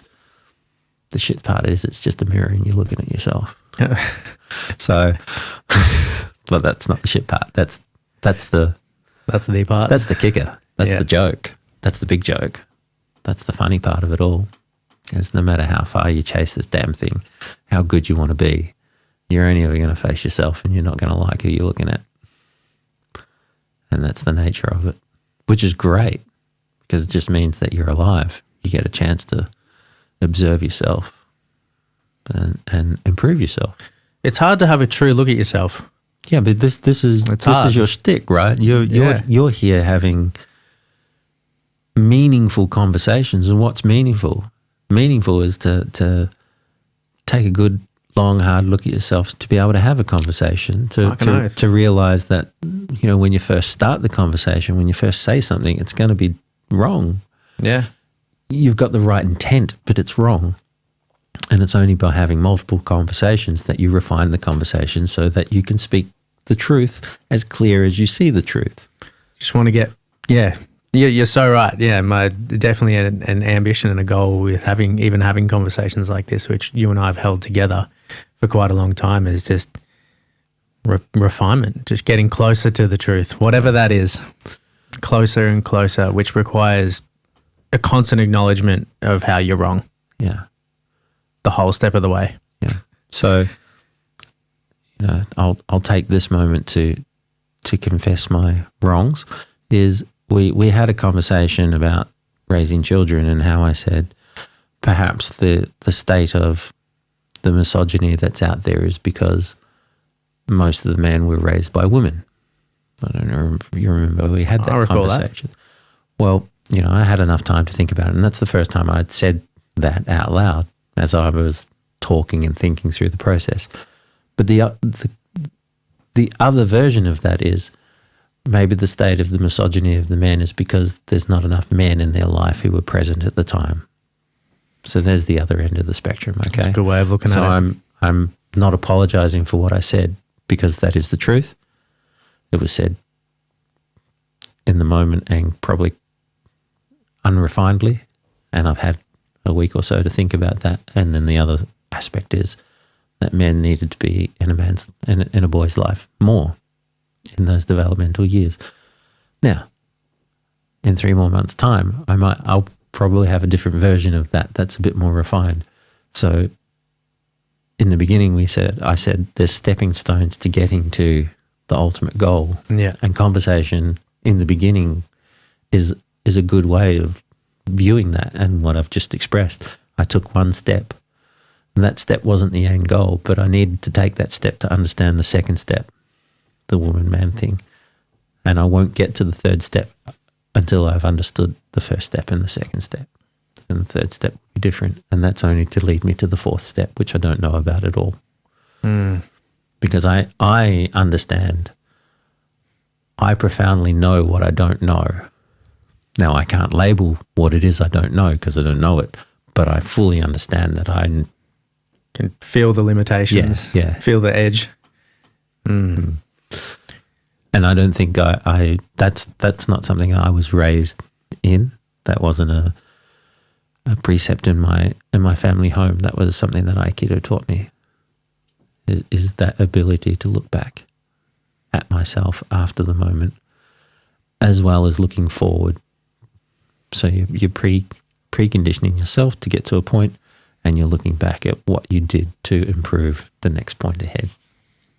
And there's probably what I've found in my life and my life of training is I don't think there's a greater space where you get iterations of learning that quickly. Like in a single class, the amount of times you find out how wrong you were, and then the amount of times you get to fix it, and then you get to look at it and you get to create another iteration, and just constant process. And man, like when you're first doing that, it's fucking painful, because initially it really feels like an acknowledgement that you're not good, and an acknowledgement that you're wrong speaks a lot about you, and then how you deal with acknowledging that you're not good, and the whole process, boil it all the way down to I'm not fucking good enough, and everything in between, right?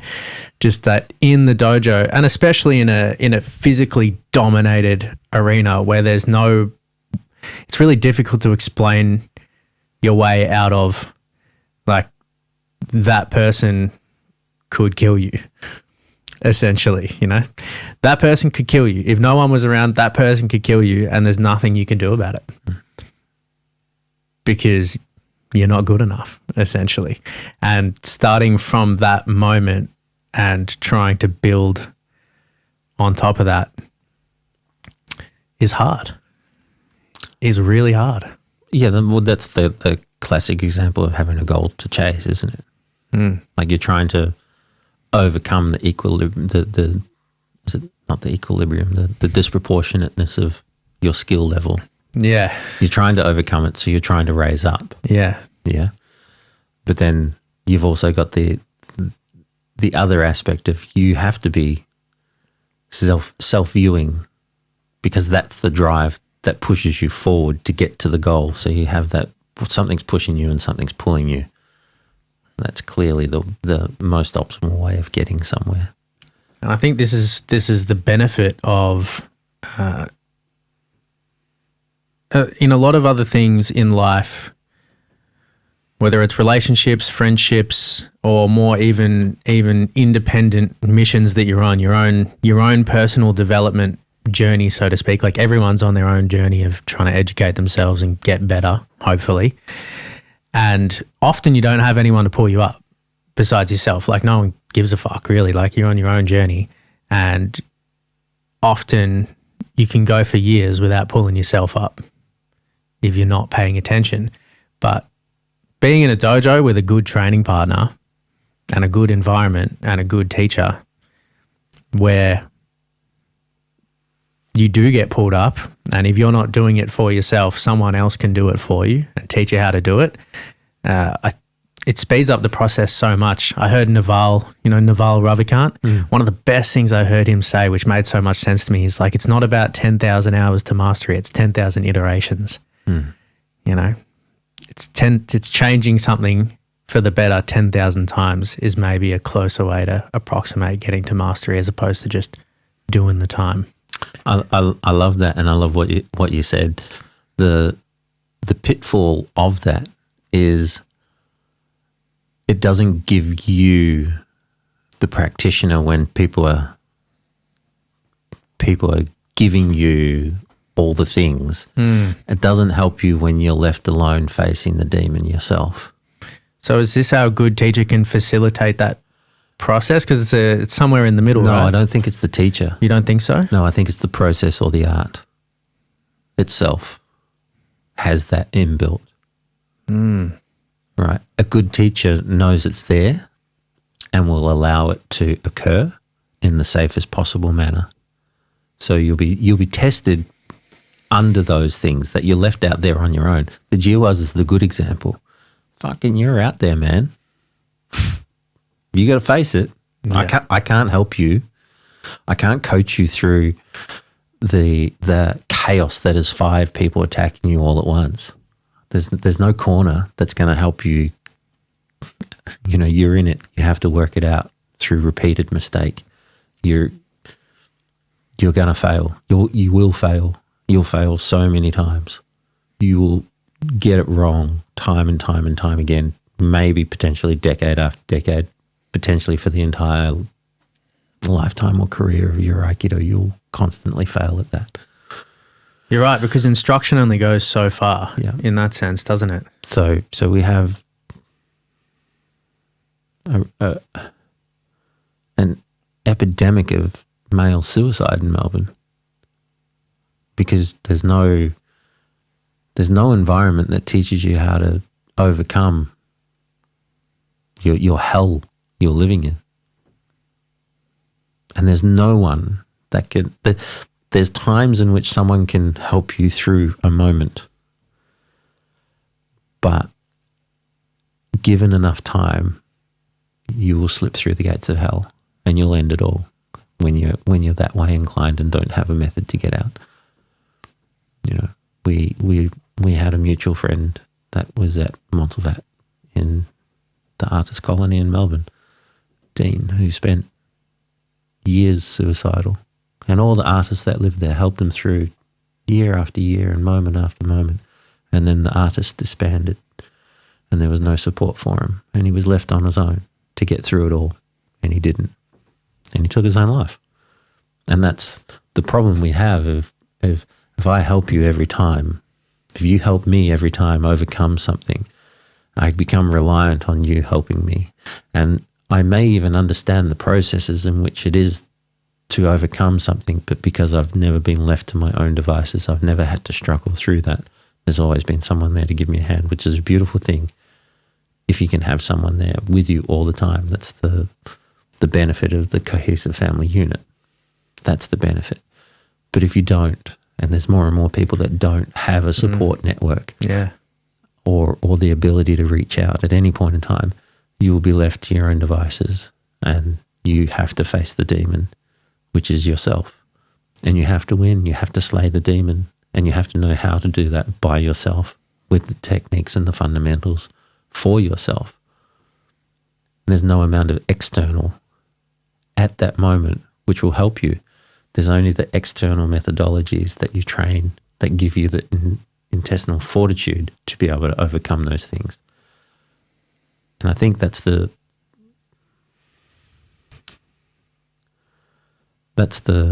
great moral of martial arts, of Aikido. Fucking oath. Yeah. I think that's where we get to. And so you think that the training process, the whole process of Aikido, training process, for a simple way to put it, but the whole process of developing oneself through Aikido and the training gives you an actual technical internal framework to work shit out within yourself. Yeah. Yeah. Because it gives you the ability to confront what is the thing that troubles you. Do you see that as a maybe not a logical path, but a like there is a way that it can be internally mapped, you know, the path to be able to work things out within yourself? Because I know for a lot of people, and I've felt this heaps, is just you don't really know what to do on the inside besides like fucking hold on as tight as you can. Like that's one technique. Like shit's getting bad, I'm going to shut down and hold on for as long as I can. So that's a way. And there's no longevity in that, but yes, it's a way to get you through the moment. I think that's what a lot of people do. Yeah, and eventually the next moment will be bigger. Yeah. And your grip will eventually not be strong enough to hold it. And I've really felt through it's these things for me to try and wrap my head around mentally and then try and speak about it is quite difficult. But I've really found that the internal process of trying to deal with something, for example, the one I just mentioned, just like, even though it's not a good one, like holding on, shutting down and just tensing up as much as possible, that can be an internal feeling and an internal thing you do, but it's definitely an external physical thing you can do in the dojo in the heat of the moment. And you see how well it works, you know. And I've found with every internal mechanism that we have, I don't even know what to call that, internal process that we have to deal with ourselves and the world, seems to map directly onto some sort of physical thing in the art itself. And I've found that correlation every step of the way. There seems to be able to somehow, you always feel it in the heat of the moment, but there always seems to be a way to explain an internal mechanism with a physical movement somehow. Wow. Which, do you experience that? I don't think I've brought my attention to it, but I can see how that would be a thing. I feel like we've had a lot of conversations about that in the past. You know, there's always, and I've seen it on the faces of a lot of people in the dojo. You know, there's a moment where you're dealing with, someone's dealing with something in your life. You're dealing with something difficult that maybe you don't fully know how to overcome it. And by overcoming it physically in the dojo, somehow there's like a physical movement or an approach to move around somebody that seems to be the exact same somehow as the mental approach that you need to take within yourself. Okay, now I see what you're saying. Does that make sense? Yeah. And I feel like it's not like it matches up closely, like it's the same fucking thing.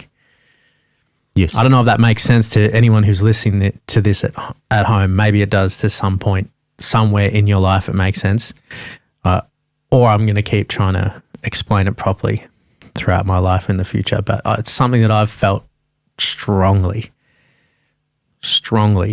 And you can attach them back and forward. You find a good physical mechanism to be able to move, and it's the same moral, ethical movement, psychological movement on the inside.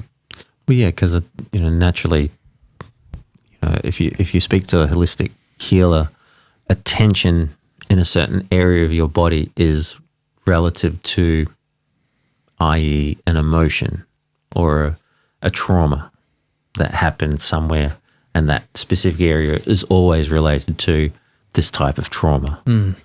So it would, if that is the case, then naturally, yes, that would be a movement that would release that trauma, and that would therefore backlead and reverse engineer the opposite way. That if I didn't realize I did have an emotional trauma there, and I did something like this, then I'd be healing myself, and that would make perfect sense in the grand scheme of it. Yeah, it seems that the body is this beautiful thing that it. I mean, I guess people use it for the gym analogies a lot to do with like lifting weights or running or something like that. There's always, something like discipline. It's an internal thing and it's an external thing, which is an easy frame of reference for people to think about. And I feel like with lots of martial arts, but Aikido specifically, that same sort of thing pops up over and over and over again. Just like discipline, there's always some sort of physical characteristic that just maps out perfectly. It blows my mind, but it's one of those things that it's really difficult to speak about, really easy to notice once you're in and your training happens all the time. Yeah, because it's such a personal thing that's happening to you. It's not something that you generally sit down and write about or podcast about or tell anybody about, because you're experiencing it and it's quite an emotive state. Yeah, normally you just get up off the floor and you're fucking laughing and you're like, yeah, dude. Yep.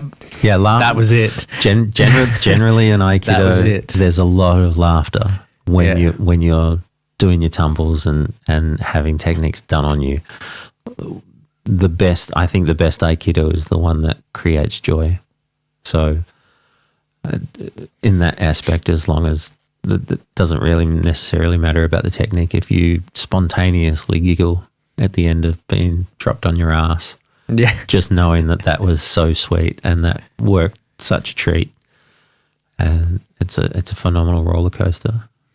Even when it happens to you, at least sometimes that's where you're most convinced. It happens to you and you're like, oh, well, it's possible.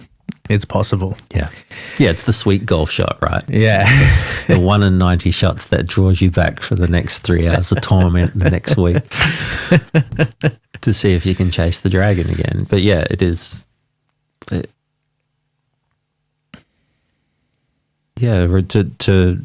To be external and internal at the same time, that's the goal, right? As it is above, as it is below. The mirror has two sides that are constantly in the public eye. Most of the time we shield our internals, how we're feeling, and that can be detrimental. You want to be able to at least share it with yourself, like, writing things down or having a conversation with yourself about certain things is quite healing and releases a lot of tension. For sure, man. And I've already mentioned it a couple times in some previous episodes, but it's a process that interests me so much because I find it so rewarding and so difficult at the same time.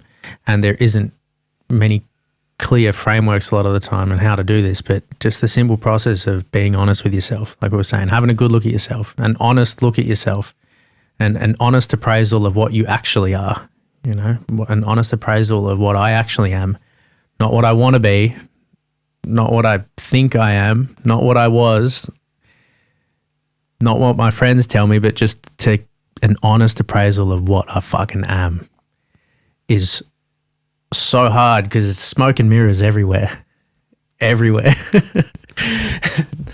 And it's so difficult to try and capture that, whether it's writing, whether it's trying to say it out loud.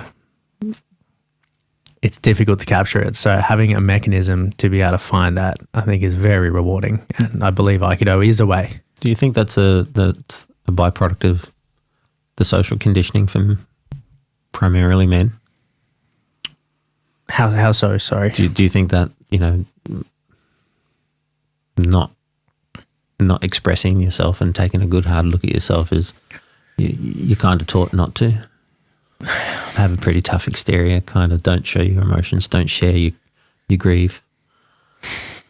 I think there's a few things that are true. One of the things that I don't like about some of the motivational type things that exist in today's world in the personal development space or whatever is this idea of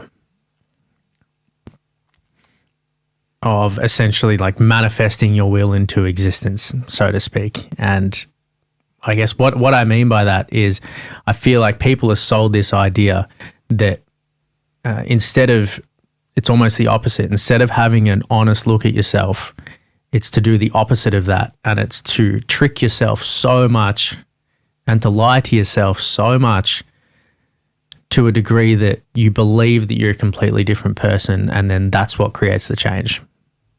And I don't fucking believe that. I don't believe that for a second. I think that it's the exact opposite. I think it's going through the truth. Like the closer you can to find out exactly what you are is the closer you'll come to things actually changing. And so I think that is I could be wrong. Who the fuck knows? But the more that I've tried to trick myself to be something that I'm not, the worse shit's got every time. And the more that I've looked into just what I actually am. There's nothing worse than a liar, and especially when you're lying to yourself. Right. But it's sold. And maybe it's just not explained well. I think and I think that's really the thing. It's not people it's not that people are trying to stray people down the wrong path, lead people down the wrong path, but I think it's not explained well at any point. And then to address your other point, I think you're correct. I think there's this idea, and especially for men, there's this idea that you need to be more than what you are, and not in there's a positive aspect to that. If I can try and capture what I really mean, there's until it starts to bite you in the ass. What a lot of men do is you're fronting a different persona. You're trying to show up as somebody else. If you show up as like, you're not the man, but you show up as the fucking man. You're not strong, but you show up as strong. You're not rich, but you fucking tell everybody you're rich. And essentially you just show up with this bravado. And I think that mentality of encouraging men to be like that, I think is also I think toxic is the right word for that. I think it rots your fucking brain, that kind of message. And I know these ones are hard to talk about because I know that there's the flip side of that, which is, dress like the person you want to be, not dress like the person you are, which leads into the opposite of what I'm saying, which is, in a sense, try and be the person that you're not, so you feel those shoes. Yeah, I guess the major difference is, one, you're not tricking yourself. Well, one is you are lying. That's the front is you're lying. You're a paper millionaire, right? You're not a millionaire. You're a paper millionaire. And the other one is you're setting the steps in progress to become what it is you want. And one of those things might or may be dress who it is you want to be. Yeah. Or speak how you would like to be spoken to. That's a good one, right? Speak how you'd like to be spoken to and see how many people speak back to you the way that you spoke to them. I tell you what, it's bugger all. It's bugger all people, and it's a tough road, man. Yeah. But that's the test, right? So yeah, you start off dressed the way in which you want to become, and eventually that's in place. You won't be getting up thinking about that's how you have to dress. You'll just get up and put your suit and tie on if that's what you're going. That's in place. The first step's already done. It's forgotten. We were right back at the beginning of our conversation. Yeah. The next point is get to the next process. Yeah. And maybe the idea is not that everything is not materialistic as you get along the path. There's other aspects as well that happen. What would be in that sense, in the not lying to yourself, but the tricking of yourself, dress the way that you want to be, what would be a non-materialistic step to getting somewhere in the same vein of dress like you want to be this other person, this new person, the new version of yourself? Yeah, I mean, there's a lot of ways to show up and present yourself. There's a lot of ways to clean yourself up and show up in a better way, even before you spend any cash. There's definitely ways to show up better. And I think that that's different to, lying to yourself. I think the hardest thing is to get an honest appraisal of what you are right now. That is for me, I found that very hard in my life so far. Do you find that for yourself, doing that to yourself? I don't find it as hard right now, but the journey to get to a point where I found it easier has been a hard road, because I've had so many times where I've so badly wanted to be someone that I'm not, so much to the point that I can't acknowledge what I am. And because I can't acknowledge what I am, I never get to the person that I wanted to be in the first place. It's kind of it's a negative cycle, and maybe it's different for other people, but money's always a good example. You start, you're in the wrong way of money habits. You're spending more than what you have, and you're going down that path. Now, if you can't acknowledge the simple fact that that's what you're doing and that's what you are right now, then you don't turn it around.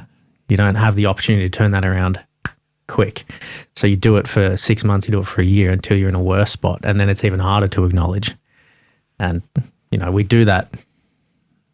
I think it's a human trait to do that with a lot of things. And so to do the opposite, and it's the same in the dojo, like how long does it take to realize you fucked up? How long does it take to realize you took the wrong turn? How long does it take to really work that out and see that process happen enough that you don't take the wrong turn in the first place? Just refining it, wrong. Didn't take a wrong step in the first place. Well, the great solace is no matter what ladder you climb, you can always climb back down it. Right. If you realize you're on the wrong ladder, I guess. Yeah, I think Joseph Campbell talked about that's what his explanation of a midlife crisis is. Yeah. Is you put your ladder up against the wrong wall. And the great trick is when you get to the top of the wall and you look over and you realize it's the wrong wall, is not to continue climbing and climb the wall. It's to climb back down the ladder, move the ladder to a different wall and start all over again. And that's difficult. That's the hard one. Especially when people are watching, and usually in your life you got somebody watching. And someone's going to critique you. Yeah. Right? Yeah.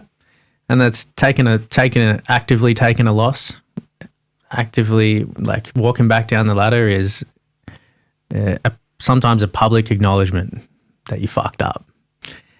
And there shouldn't be anything wrong with it, but there's a lot of stigma involved. There's so much stigma involved. Yeah. I've definitely heard it being said that, people who do find the most success, in however you want to quantify it, I don't think it matters. However people find the most success are the people who have the ability to change, essentially climb back down the ladder and climb up another one and repeat that process quickly. How many times, how easily you can do that process. Juxtaposed with you still have to climb the ladder. I think if you only climb halfway up every ladder, it's not enough. That's no good. You got to get to high enough to realize that it's the wrong ladder. Yeah. Which is also difficult. Yeah, and I think you have to climb a ladder. The chances are you've climbed the wrong ladder are really high, but you still have to climb a ladder. May as well climb it quickly. Yeah, because there's probably good stuff to learn along the way. But. And so, tying it back into Aikido, for Aikido in the modern world right now, with everything that we've spoken about and how it's done in different places, someone going out to do Aikido, like, do you think it's an art that someone should do no matter where they go? Or do you think, and what I mean by is, like, if you find the wrong teacher, should you still do it? Like, if you're going to a place in the world where it's not being done in the way that we're talking about, is it still worth that person doing it?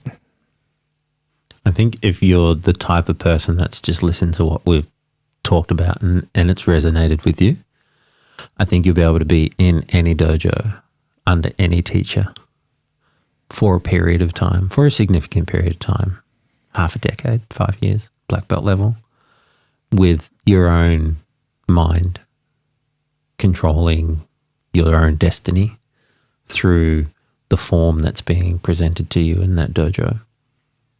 Eventually you'll need to find something that suits your purpose a bit better. But if it's the only method you have, yeah. Otherwise it doesn't exist anywhere. I don't think what Aikido offers you, anything else offers you in that aspect. But if you're in an environment that you have a certain outlook on it, as I did, you can still get lots of benefit from it. There's the philosophy of Aikido is gorgeous. It's absolutely beautiful. It's universal truth.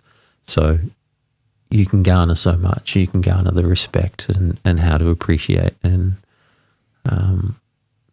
honor things.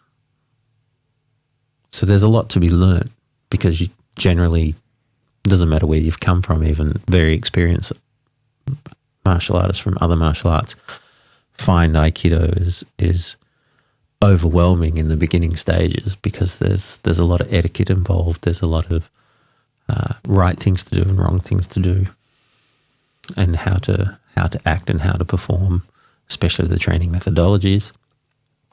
So yeah, there's a lot to learn. You won't exhaust what there is to learn, even from a bad dojo. What you'll exhaust is your want. Yeah. whether it agrees with how you are viewing what's going on. I've really noticed, let me know whether you've noticed this as well, but I've found that lots of people who really find the love of Aikido are people who've already gotten good at another martial art to a certain degree. Like, I found a lot of people who have already experienced a martial art to a certain proficiency, I guess. They got a pretty good understanding. They step over to Aikido and seem to get something massive out of it to continue their studies. Yeah, but I think that's the profundity of the calling to the personality. I don't think it's necessarily just the personality. The profundity of the calling. The profundity of the calling that is Aikido, calling, beseeching you to come and do it. It's speaking to you on a level you can't hear, you can't comprehend it. It's got nothing to do with you as you sit here in front of me. Yeah, right. So you're either in Aikido or you're not, and that's the great universal concept of it. Those that are destined to do it will do it. Yeah. Those that are destined to try it will try it. Those that are destined to admonish it will admonish it. It's a hard concept to get around, because you think you can sell anything. There's a sales approach to anything. I can convince a good salesperson can convince you to do it. But you'll need that salesperson there at every step of the way for the next 50 years to convince you to continue doing it. And Aikido is not like that. You in the business of convincing people? Ooh, I know you want me to be. Nah, I'm just putting you on a podcast in front of everyone. I don't want you to convince people. I think probably more clarity. Yes. is the better word rather than convincing. If you're convinced, fantastic, phenomenal, love you, brilliant, wonderful. If there's a deeper insight into it that shows you perhaps weren't looking at it in the same light that I was, marvelous, wonderful, thank you. If you're even more convinced of your own thought that Aikido is total bullshit, so be it. I mean, if you do find that, it's no skin off my nose. Like, I don't care about people's opinions on Aikido. I know a lot of people are, especially good Aikidoka, are very, very concerned about how the general populace views Aikido. Yeah. And I don't care. I don't care about those people. Come and try it. I will give you everything I have to give and everything that you have the ability to take. You can take from me. That's absolutely fine. But, I don't think I'm in the business of convincing anybody. But if you're convinced and this resonates with you, then clearly there's a truth that exists within me and within you, or the listener who's hearing it. And if that's the case, then there's something to be said about it. And there's an action that has to be followed up with it. So go and do it. Come and find us. That's fine. But if it doesn't, then it's no skin off my nose, and you can keep your opinion to yourself. Or you can come on here and speak with Dylan and put your point of view across. That's absolutely fine. We're all meant to be adults, although most of us are children. Trying. Let's have a conversation. It's your opinion, it's my opinion, and your opinion's not going to harm me. It's just an opinion. What do I care? Yeah, and I mean, given the conversation we've just had, like with the whole having an honest appraisal, like this is what it's about. It's having an honest look at all this stuff. Yeah, and you know what? You might be right.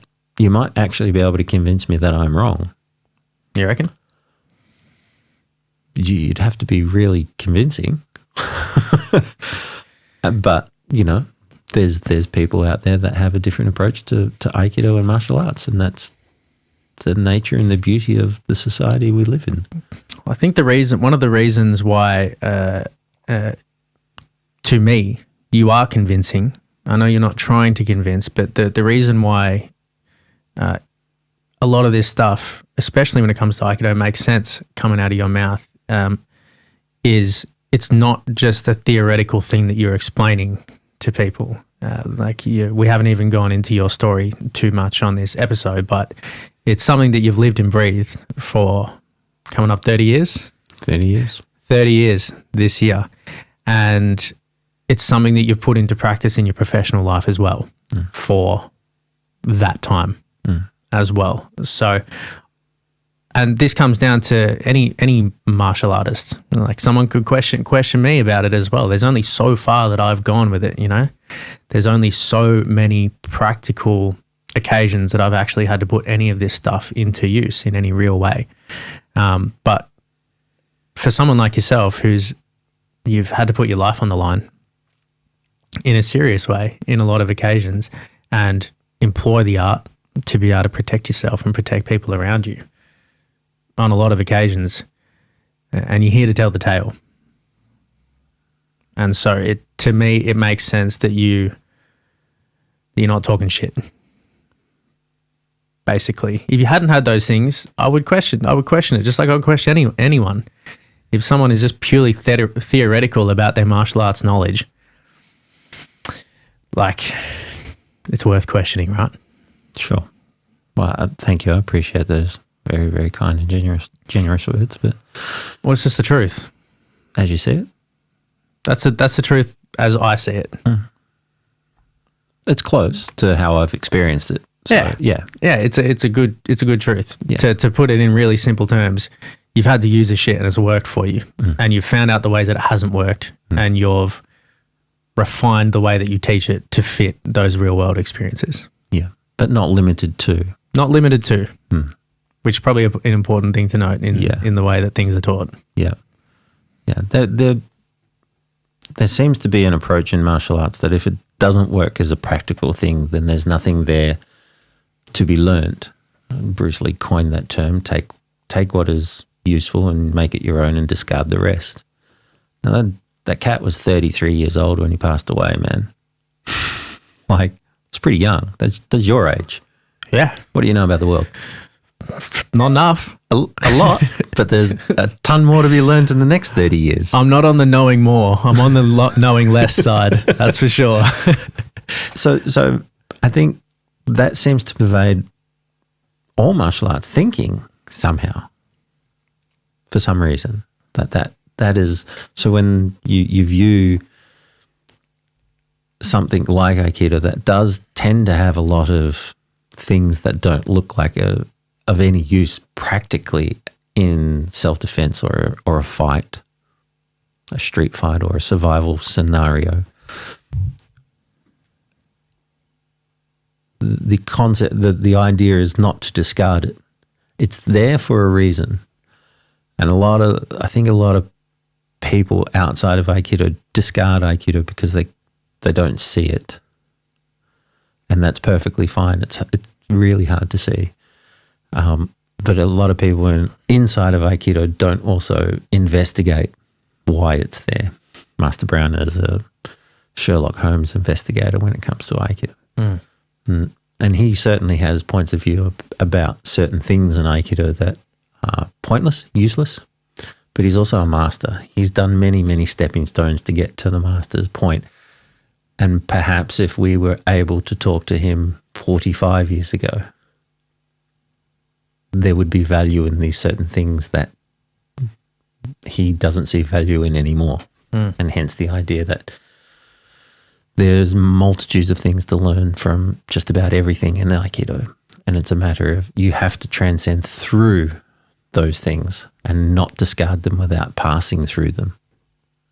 You know? I don't like cherry pie. By the way, I love cherry pie. An example, I don't like cherry pie, therefore I don't like all pies because they all look the fucking same to me. How much have you missed out on, man? Like, I like pies. So I like to look at Aikido and discover the things that don't look like they're of practicality in the sense of street or self-defense and ask the question of why it's in here and what is there to be learned. And what there is to learn, can it be useful, or are there useful things that I can apply to this thing that make it more useful? That's what I bring into Aikido for myself. And that's why it's still interesting to me after 3 decades. It's still a well of intriguing things. I'm pretty bored with most classes now. I will admit that. Like, there's not many classes I do that I'm inspired by the teacher or the practitioners. But I'm still definitely intrigued by Aikido in its own sense. And that could just be my relatively low-key nature. As, I'd be happy to pass it on through a family tradition for 500 years. You would be, wouldn't you? You totally would be. And the uprising would turn up. Yeah. when it needs to. No. Well, the way it's going. Yeah. It's a wonderful art. I love it. And I'm very fortunate. And if you found that thing in your life that inspires you, like Aikido inspires me, then you are blessed. If someone was going to show up and give it a go for the first time, what advice, if you have any, would you give to the kind of approach or state of mind should be brought into it to get the most value out of it initially? Because I'll preface that with even my own experience, and where I grew up in a world where I grew up with it from childhood and I've seen it, been around it, and I was definitely going to do it because I was surrounded by you and your teacher, my dad. And even for me, within that environment, it took me a really long time to find it for myself. It took me a long time to be like, no, fucking oath, I see why I want to do this, as opposed to this is just a thing that I'm doing. And I don't know if that took 6 months or 2 years, but, you know, within that time. So it sometimes takes a long time to start seeing the reasons really why you want to continue doing it, and like start seeing the gold and the threads that you want to follow. So keeping that in mind, what advice would you give to someone who's going to give it a crack? Okay. Hold on to the inspiration that took you to the dojo in the first place for as long as you can. Whatever that is that motivated you to get there in the first place. Because that could dissipate pretty quickly with the overwhelming immensity of what Aikido is and the challenges that you'll face doing any martial art, let alone Aikido, but Aikido especially. So hold on to the thing that drove you there, because that'll help you get through the first 6 months, a year, 3 years, maybe, of going, this is hard, it's challenging. Maybe it's not what you thought it was. Most definitely it's not going to be what you think it is. Eventually, what you think Aikido is will definitely not be what Aikido is to you.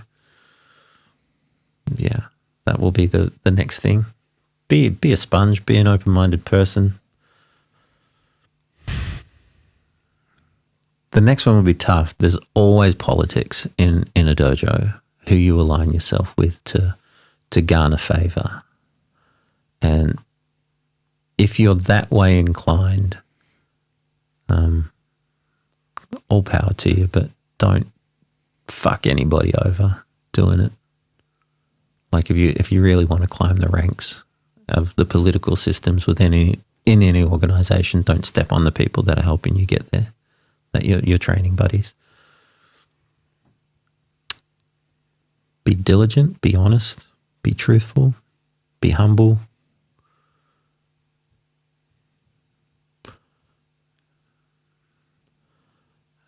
And probably the greatest gift you can take along is a good attitude and a smile.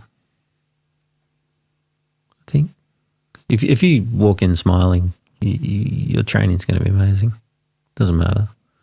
I've had students that lived 2 blocks away from my house and hated every moment of getting to training, and I fought the entire class to get them in a good mood. And at the end of it, that was a marvelous class, thank you. I love doing Aikido. I don't know why it's so hard to get here. And it's like, fuck, I'm exhausted, man, because I had to haul your fucking ass out of your doldrum. Like, enough already. Come, don't come. Just be equivocal about it. Like, just know that you have to do it eventually. You have to pull your ass out of your doldrums to get into training and make it good value for yourself. You were in a different scenario. Like you said, you're surrounded by the damn thing, but nobody ever pressured you to do it. You were invited every session to turn up and come into the dojo, and when you chose not to, or you chose to, you were always supported in the choice. If you didn't come, you were supported in your choice to not turn up and train. And then eventually you came to your own decision to get on the mat and stay on the mat and be there and be present at all of that. And the same was for O Sensei's son. He did not want to do Aikido at all. He wanted to be a poet. And I guess he eventually was convinced to do so. And you could imagine the amount he pushed down to within himself just to be in the class instead of just spontaneously wanting to be in the class, but eventually loved Aikido and wanted to be there constantly and all the time.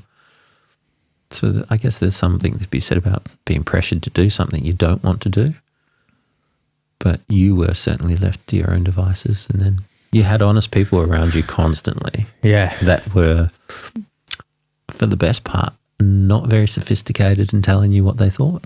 Yeah. Yeah. And me being one of them. Yeah. Which was good. Yeah. I needed it, man. It was brutal honesty about about the, becoming a man. Like, yeah, you have to be tested. Yeah. And one of the tests for men is to have wit and sarcasm slayed upon you. See how you deal with it. Yeah, and much more sophisticated people at sarcasm than yourself and wittier than yourself having it done to you, so that your retort was always overcome again. And you just have to face it. So, you were already fighting. You were just fighting on a mental aspect from all the people that were around you hanging crap on you. Yeah. And that's a good thing. Yeah. It wasn't like a hazing. No, not malicious. Absolutely not. It was always done with love, because I don't like the phrase with the best intention, because with the best intention still means you can be a real shit C word. Yeah.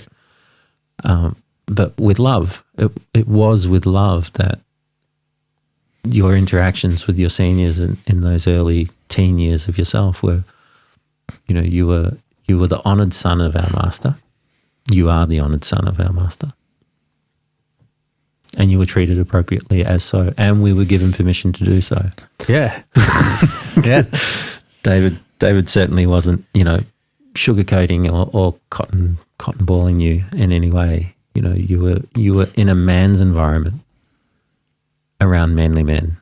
Yeah. And you had to face it and deal with it. And that's a huge thing, because who the hell really gets that environment? That's what sport clubs generally do in a weird way. I've found no better. I don't know what kind of male relationships I would have in my life, or like my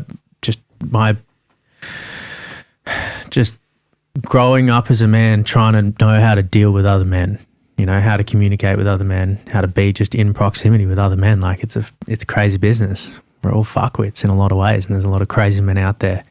And having there's nothing better than a good Aikido or martial arts environment as a means to bridge the gap between men, to do that together and communicate through that. I don't think there's anything better. I don't think there's anything close to it. I agree. Yeah. Absolutely, I agree. So that's another good reason to add on top why to get into the dojo. Man, thank you so much. Pleasure. Throughout our conversations, we'll uncover more of you and your role in this world and all of this. But for the people at home or anyone who wants to do Aikido, you do run a dojo, you do actively teach. Where can people find you? Where can people get onto you? Probably the easiest way is through Instagram, Southern Skies of Aikido. And that's a name change from my original setup, which was Southern Schools of Aikido, which I think my YouTube is still the same. So any of those platforms, you can DM me in Melbourne here. Come along, train with Dylan. Dylan trains with us too. That's it. Yeah. So I think that's probably the easiest way. It's just a direct message into socials. Awesome. Anyone can reach out to me too. I'll put in your contact in the notes anyway for anyone who wants to give it a crack and come along. And yeah, man, thank you so much. I appreciate you. You're a fucking absolute legend. And yourself. Don't you're up there too. I'm gonna try.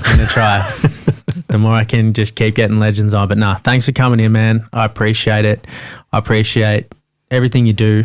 I appreciate your perspective on Aikido and how that relates to the rest of the world. I want to keep diving into all of this and creating a clear picture. So let's do it. Nice one. Cheers, brother. Peace out, everybody.